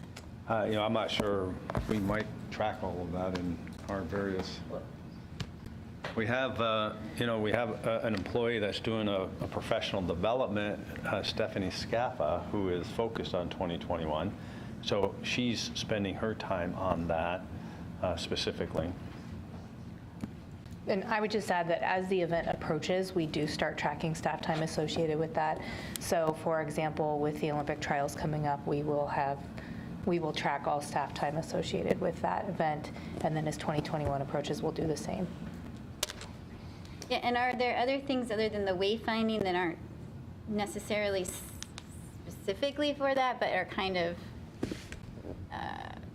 Supportive? Yeah. Yeah, so I think there's actually, there's numbers of projects there. The steam plant is a good example of that you had a conversation today, which is very much, it's a much longer project, important project, but there is an intent to have some of that available for 2021. So that would be an example of a project. The park along the riverfront, we are working to have that completed by 2021. So while it's not specifically a 2021 project, but it relates to it. When we talk about town square and farmers markets and improvements to the parks blocks, we'd like to have much of that done in time for 2021. Again, it's not a specific 2021, but it is trying to have it ready to go by 2021. So are those the kinds of things you're thinking about, or are there? Yeah, I was just wondering if there were other more smaller things that might not be on the radar. Obviously the steam plant is. A couple other things that we continue, the Isaac Marquez's 20 by 21 mural project, that he continues to go out and try to raise funds for that. There's, our urban forestry group is planting 2,000 sequoias, or 2021 sequoia, I forget, a lot of them. And so, I mean, that's an example of we're continuing to do those kinds of projects as well. And we can provide an update on any other kinds of things that we're also pursuing in the city. Great, great. Thank you. I appreciate that. Yeah, like I said, thank you for the report. It gives me a lot to think about and, to be able to ask questions. And I will, reach out to you when my brain has formulated all of those. So thank you. How are you? Well, thank you very much for the report. I agree it was really helpful, really well presented. I also want to focus on the TAC report and what our implementation plans are there. I appreciate Ryan bringing up the connection between homelessness and our renting population, which is a slight majority within the city. I think we have a tendency to segment on our agendas TAC implementation as one item, and then we have the housing tools and strategies, and then we have our community safety initiative, and these are all really deeply interconnected issues. One of the most striking pieces of the TAC report for me was the 130 members of our community that become homeless every month. Obviously, our point-in-time count is around 1,600, and obviously that population isn't doubling each year, so we've got 130 people becoming homeless and quite a few finding their way out of homelessness. I think there's a tendency to think about homelessness as the most visible segment of the homeless population, which is actually a pretty small component. Most people are cycling in and out of that pretty quickly, and most of them, so there's a very close connection with the homeless population and the rest of our impoverished but housed populations. I also would love to, in this vein, have conversations at this table about funding for the Community Safety Initiative. I do think public safety is the most important thing that government does, and I think it's vital to talk more about that. I also think it's pretty clear that the segment of the public that is currently least safe is our unhoused population. So again, it all ties back together. In all of that vein, I'm a little concerned that at this moment there's no funding for TAC implementation in here. I got the impression that comes down to mostly waiting for that report back on May 13th and trying to figure out, I understand that the details of exactly what we want to do is in flux. I'm wondering, do we know, since we collaborated with the county on that, if the county has funding in their initial proposed budget for TAC implementation? I know they have some dollars for personnel costs, at least my understanding is. Okay, that's what I thought. So I feel like if they were able, we may have questions about the details, but not having anything in here, I feel it gives the implication that there's a possibility or a consideration of not funding it at all, ultimately. And I would have preferred to see some baseline of funding included to begin with, and then we could frame the discussion more as, is this sufficient, or do we want to find ways to increase it? I would rather have the conversation in that vein, because I just think it's an incredibly vital piece of what we can do for our community as a whole.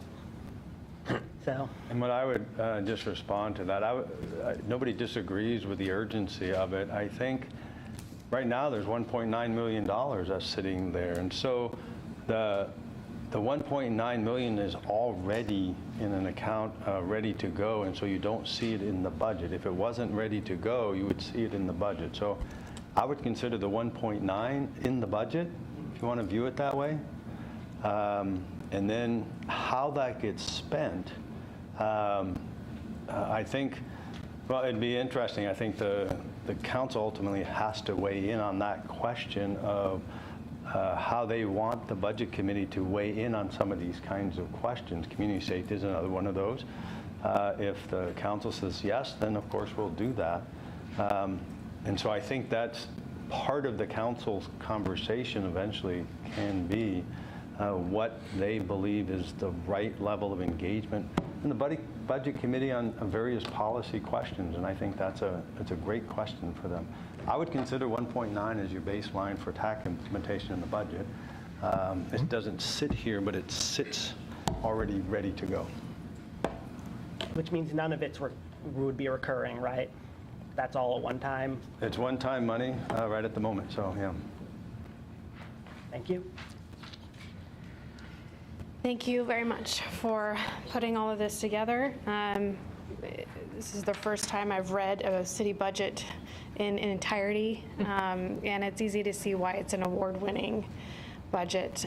So great work. One thing that I am assuming when we talk about choosing to hire an assistant city attorney, for example, or increasing Cahoots hours or funding an early literacy program, is that there are some savings either down the road or immediately, and it would be helpful to understand exactly what that is. It doesn't necessarily equate to savings down the road. So this would be, so for example, in early literacy, the potential savings might be 20 years down the road in something like that. I don't think we're going to see, there won't be a savings that shows up in next year's budget because of something like that. And so there's... Right, so, but for the assistant city attorney, instead of contracting that out, right, I'm assuming there would... Right, so there's some of that data we can provide for. Right, Yes, that would be so and I think there's probably more stories like that in this budget, and it's would be, I think, helpful to see that, seeing the additional cost avoidance there. The other question I have is in looking at the UNA funding path, there's a diagram on page 6 of that. It shows a funnel, and if I'm correct in understanding this, projects get funded when resources become available. That is the impetus, rather than an urgent need. Let me try to answer a couple ways, and others might be able to help too. So sometimes the type of money matters, and so something may be really urgent to be able to fund, like the TAC report, but airport monies can't fund that, and so their path is a little bit different. Right. And so sometimes that's how you see. So some things do get funded because of the money that's there. Some things like our capital road bonds, they were specific in the bond, and so they get funded even if a different urgent need arises in transportation, because that was specifically set aside for the bond. So that would be an example of something like that. Sometimes urgency could be the size of the need. So it's community safety, $23 million need, which extremely urgent. The money isn't there to fund that, and so that has to sit in abeyance, and something else might get funded because it's not as large of a. Does that help a little bit, or is that not quite the question? Yeah, I mean, I understand that that certain, that funds are directed to certain departments because the revenue is generated in that area. I guess my question is, the impetus for an UNA project to be funded is reliant upon revenue being there first versus... So the way an UNA project gets funded, you're saying, is the revenue's available, therefore we fund the project. Exactly. I would think that's generally true. If the revenue isn't there, then it will still stay in the UNA as an unfunded need. Okay. Okay. All right. Guess I'm last but not least. Thank you for the report. I think that it was another excellent job of a presentation.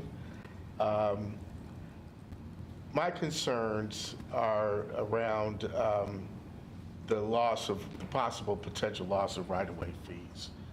And while we have a $600 million budget, that $2 to $4 million represents a significant dent in that budget if we were to lose that funding stream. And, when we start really looking at it, we're running a fairly tight budget.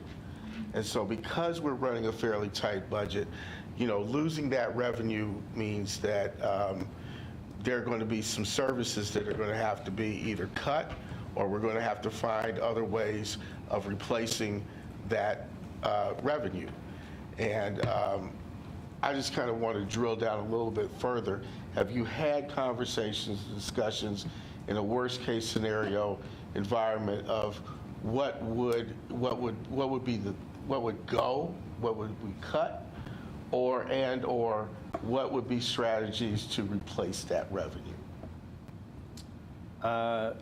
We have not had those detailed conversations, probably for a couple reasons. One is, as soon as you start having those conversations inside an organization of what if you might eliminate, people start to get nervous. And so, and so part of it is how you enter into those conversations will matter for folks.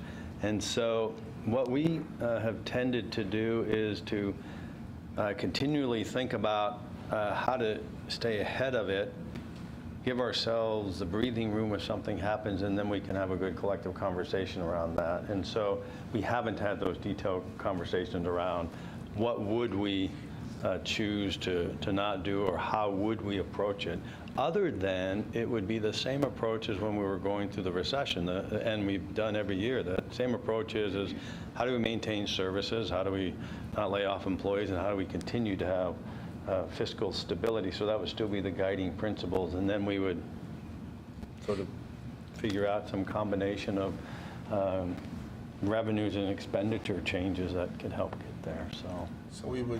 So conceivably, if something did happen fairly quickly, we would, dip into our reserve for revenue shortfall to close the gap, and then kind of look at what we would do next from there. Yeah, definitely. So that's why we've accumulated more cash. We're recommending that we keep a higher cash balance in our savings account than we otherwise would, which then we could use those to bridge across, and so then we can have a thoughtful conversation around how do we actually meet that gap or approach that gap, as opposed to having to just immediately do something. So yeah. And then my second question is, we talked about the increase in Cahoots services, and so what is the long-term plan for sustaining that increase? So the Cahoots services as a long-term are also included in the community safety initiative. So there's a Cahoots 23. Yeah, so there's a Cahoots component of that as well. Okay. And that also includes expanding community court is also a part of that community safety initiative. That's all for me. I'll go next. Thank you very much. The budget is very good. I appreciate seeing some very tangible solutions being put forward of the conversations that we've had over the past couple of years, particularly revolving around the community safety initiative. I appreciate Mike's concern about getting the budget committee involved with that. I think that's a definite consideration. However, kind of tying in with what Chris was saying, my first apprehension comes in of really not a question to you, but to the council in general of, is the commitment there in council to put this forward, to proceed forward with the payroll tax, and aspects of it may politically be challenging, but if that commitment from council isn't there, then this body needs to have a much different conversation starting now with this budget of, well, what are we going to do instead? And so if council indicated a commitment to, that's the direction we're going, the details might need to get massaged, but in general, we're committed to seeing this go forward, then I have no issues on the budget, hardly at all. If that commitment isn't there from the majority of council, then we need to start really having some really deeper, harder conversations of what are we going to do instead. So obviously council isn't going to answer me individually right now, but I just put that out there as a kind of an open question of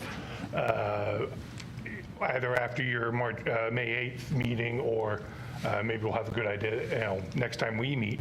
But really, if that commitment isn't there very soon, then we need to really start having a much harder conversation of what are we going to do starting now.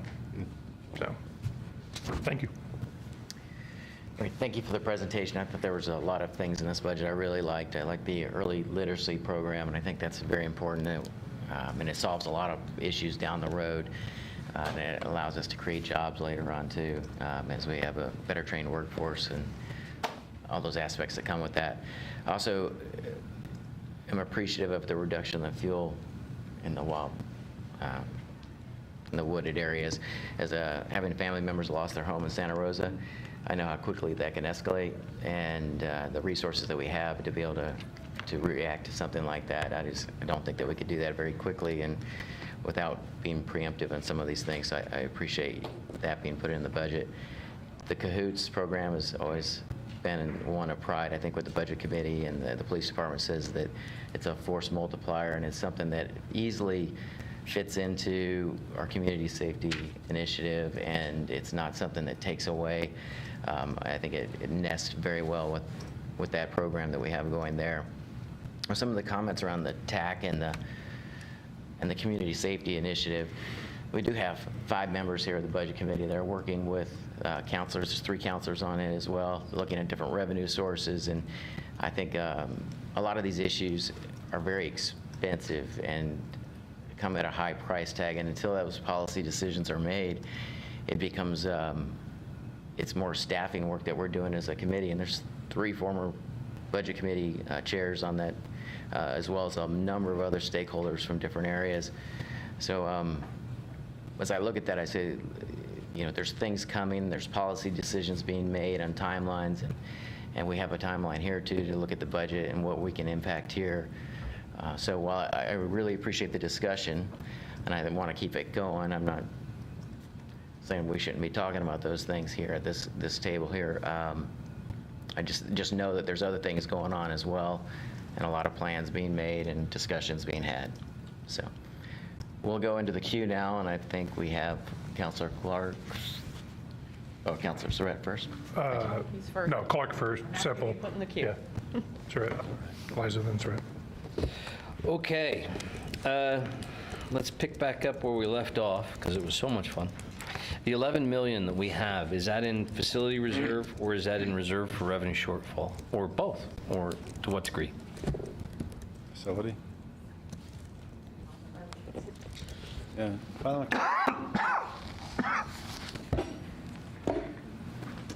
Good evening, Twyla Miller, the Finance Director. Those funds are in the City Hall Replacement Fund, so Fund 323.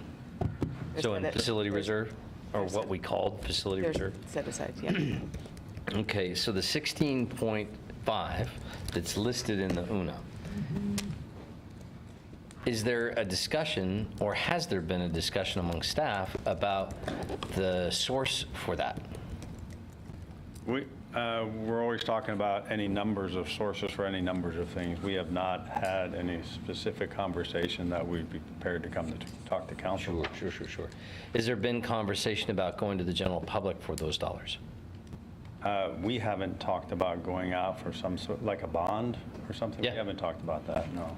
So it's been discussions about where within the budget you might be able to, or reserves, you might be able to find that 16.5. I think where we left off last time in this conversation, you might remember a financing plan included borrowing dollars, which then would get paid back over time with a general fund payment on an annual basis.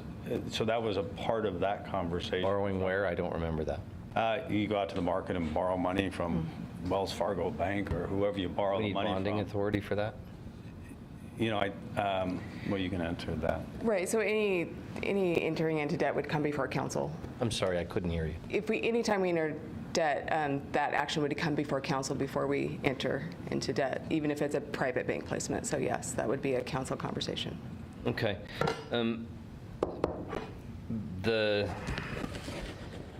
The challenge that I'm having here is that a lot of these, like some of my colleagues, is that a lot of these UNA issues are larger policy questions, and the timing here is odd for me. For example, let's talk about the City Hall for a second. When's that coming back to council for discussion? Next.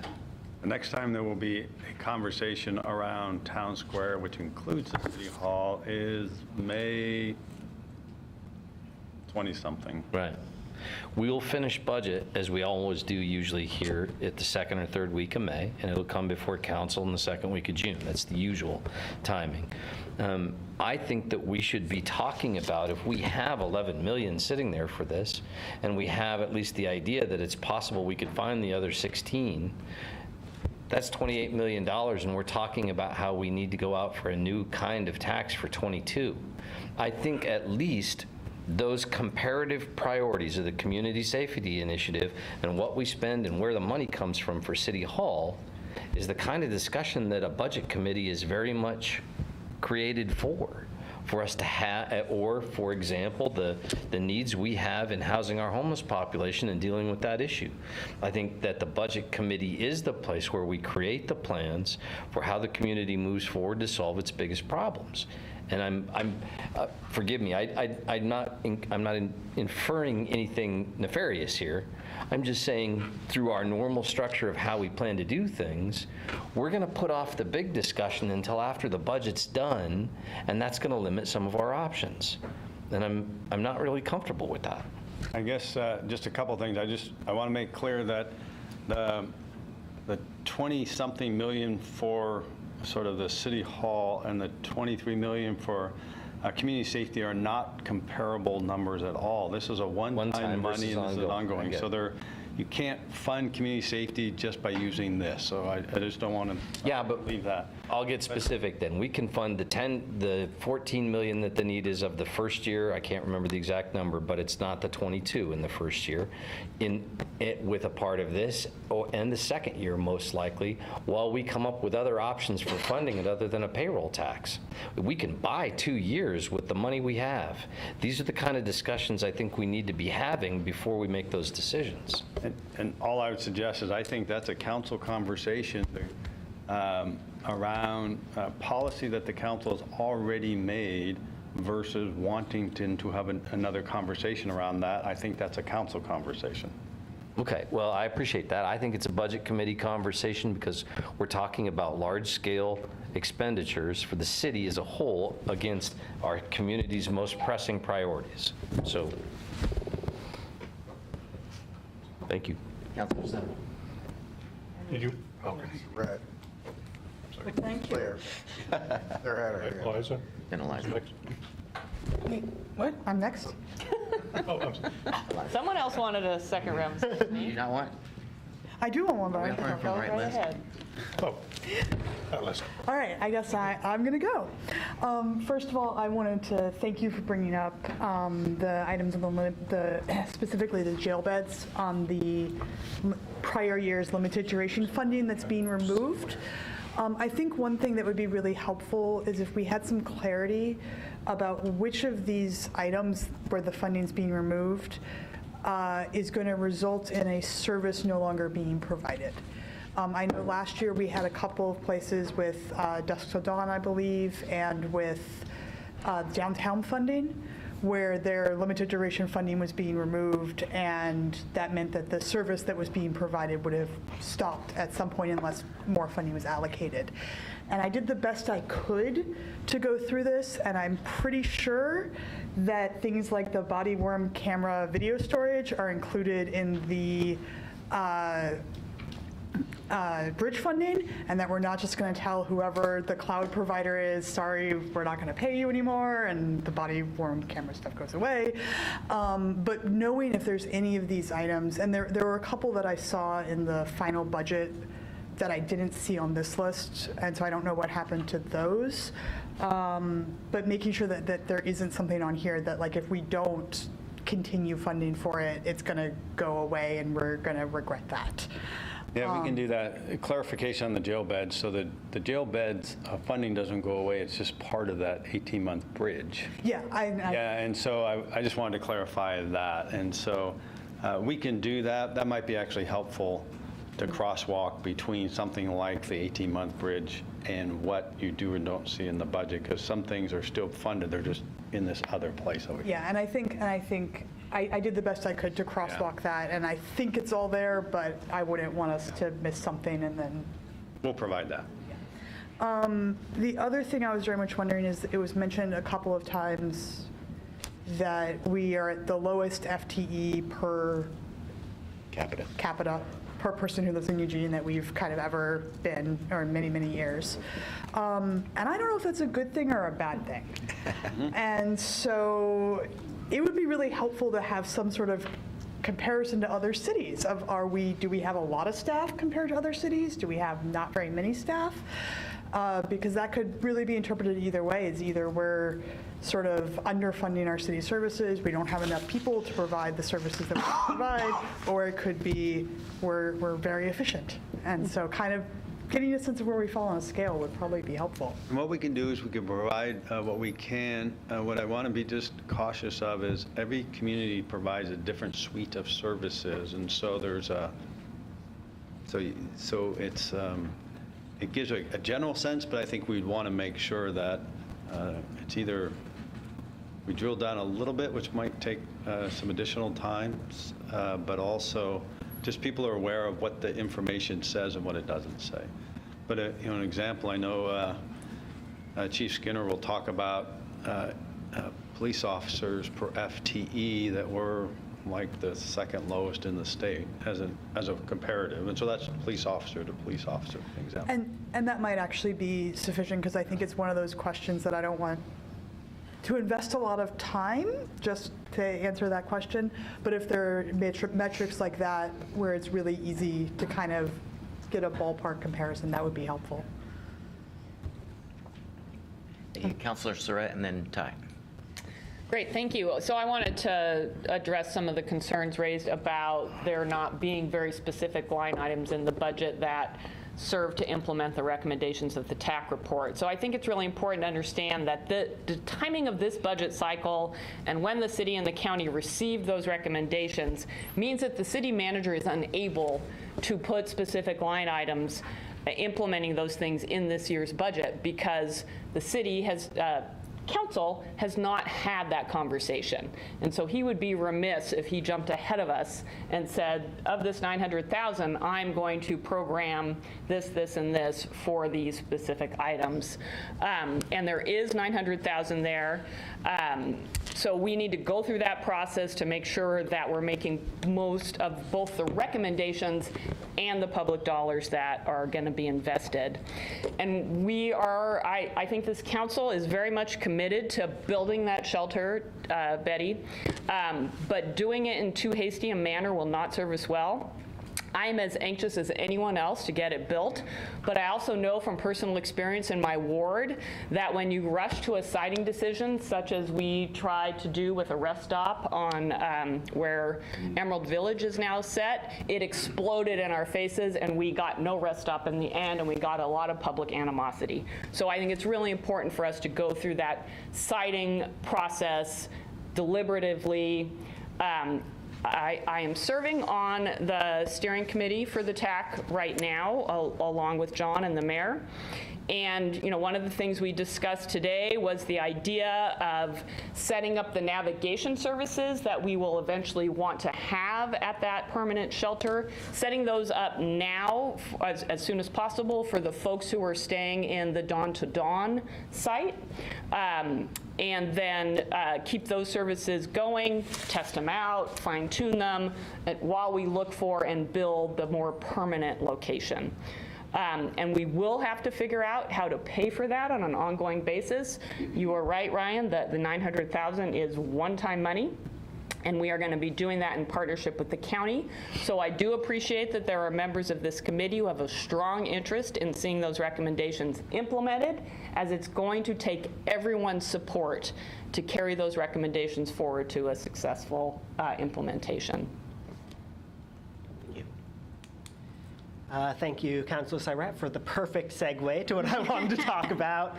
I particularly asked for the second round largely after I heard John's comments about council commitment, and I agree that it is remiss to have it in the budget without council approval. That's where the process lies. But it's that partnership with the county that concerns me and makes me interested in haste. We can be hasty to commit to funding it, without being hasty in spending the funds and without being hasty in the construction process. And I think that commitment is really critical so that our partners in the county can move forward with their share, knowing that we're there with them. My concern is if the shoe was on the other foot, and if we had it in our budget and the county didn't have anything in their proposed budget, I'd be a little uncomfortable moving forward with our proposal, not knowing if they were going to come along. So I feel like that same courtesy, it's tricky when we're trying to work on something in conjunction with another municipality like that.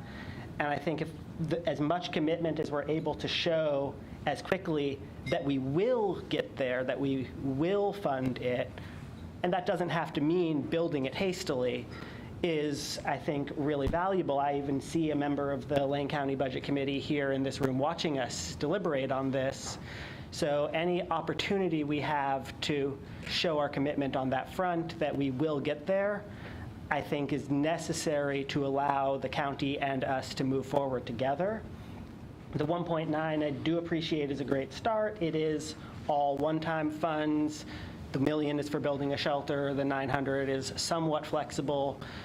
Building a shelter is a component of full implementation of the TAC, but there's also a lot of ongoing funds there, and some of those the city is going to have to take on if ultimately we're going to achieve full implementation, which I would like to see. So that's where my urgency comes from on that, is really making sure we do our part to work effectively with the county and make this collaboration as successful as it can be. Thank you. We have Ryan and then Councilor Clark. I really appreciate what Ty said. You laid it out very well. Of course, council and the county commissioners need to meet and begin laying out that process on May 13th. I recognize that, and perhaps I misspoke, but what I'm saying is similar to what Ty is saying. There's kind of this sentiment out in the community, a reluctance to, I don't know, believe, trust that this will be fully implemented. And I think a good way to allay that fear is to send signals that we are taking it seriously, and by we I mean City Council, not necessarily us here in this room. And I think there's a really easy way to do that. And as an example, I want to point to something Councilor Semple said. I did some digging through the unfunded needs assessment. Number 39, I think that's what she was referring to when she talked about the homeless case manager, homeless services case manager. The description of that, let me read. Over the past several years, the role of the city manager's office in coordinating homelessness-related initiatives, projects, and services has evolved and substantially increased in scope, workload levels, and complexity. And it goes on. Now let me turn to the TAC report and read from page 17, number 4 under the recommendations. Create strong housing navigation systems, including 2 to 3 FTE navigators throughout the system to connect people to diversion, outreach, and emergency shelters, permanent supported housing, and rapid rehousing.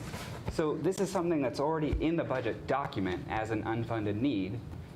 Tagging that in some way as something that's also in the TAC report would just kind of make the whole thing more clear, and that there is a commitment. And even without talking directly about the TAC report and its recommendations, there are already items in the budget document that relate to it. And I think we could send a really good signal by pointing that out, I think, in a bit more explicit fashion. I don't know how simple it would be. I know there are hundreds of unfunded needs in here, but just putting something as simple as a tag or a catch line, this relates to the TAC report or could relate to the TAC report, that could send a good signal, I think. And that's what I'm talking about. I'm not talking about rushing to a conclusion and putting a full proposal in this budget document before council even has a chance to talk specifics, right? That's the end. Thank you. Councilor Clark and then Councilor Surratt. Thank you very much. In previous years, Budget Committee has, especially at the beginning, asked things of staff with regard to research or fuller data so we can make contextual decisions later a little bit differently.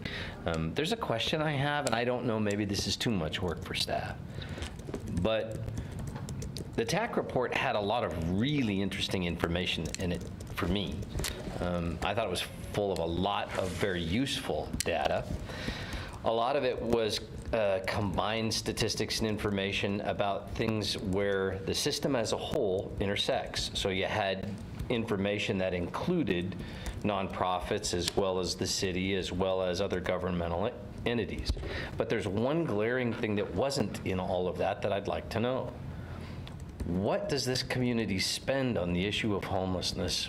The city, the county, St. Vincent de Paul, Shelter Care, all of the nonprofits that deal with this. What does the community as a whole spend every year on the issue of homelessness? All budgets combined. Thank you.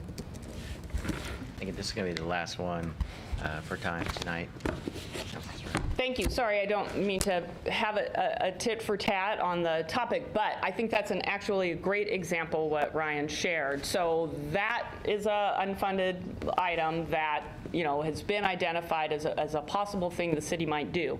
But actually, in the process of working together with the county, so John and I have been sitting at a table with the county administrator, with county commissioners, with county staff, for the last 3 weeks, and we have 2 more meetings to go to scope out these recommendations and bring forward to our respective bodies recommendations. That FTE may end up housed in the county, and we might support it by this body allocating money to the Human Services Commission that would go to support that FTE. So it wouldn't necessarily make sense, again, even though it speaks to the recommendations, for the city manager to say, I'm going to fund this position in FY20.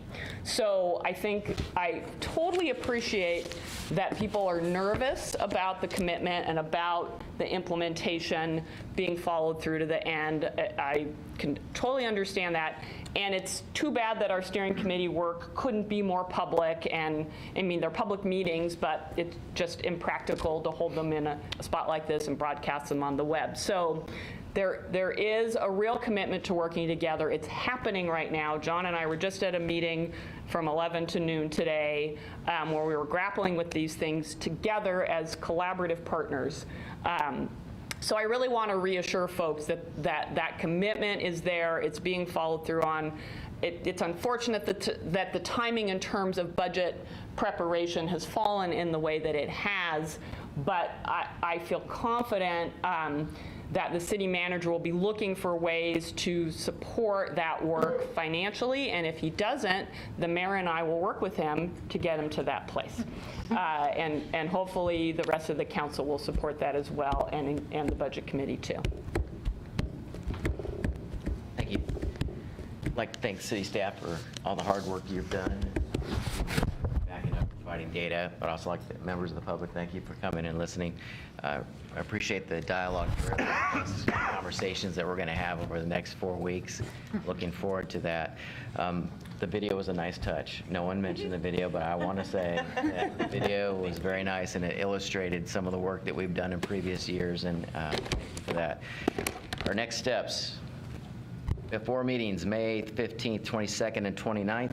The 29th will be the vote for on the budget. So that we'll do the motions like we have in the past, and that you can start formulating motions, other things, have those in by May 22nd, have staff help you craft what those look like so that they can be ahead of the game and keep up with the ongoing questions that we're asking at the table. And I will meet with staff throughout this process, and we will determine the order of which the motions will go, and it'll be based on the amount of time that we think we'll be discussing those motions. Okay, so any questions so far with our path forward? Okay, with that, we're adjourned.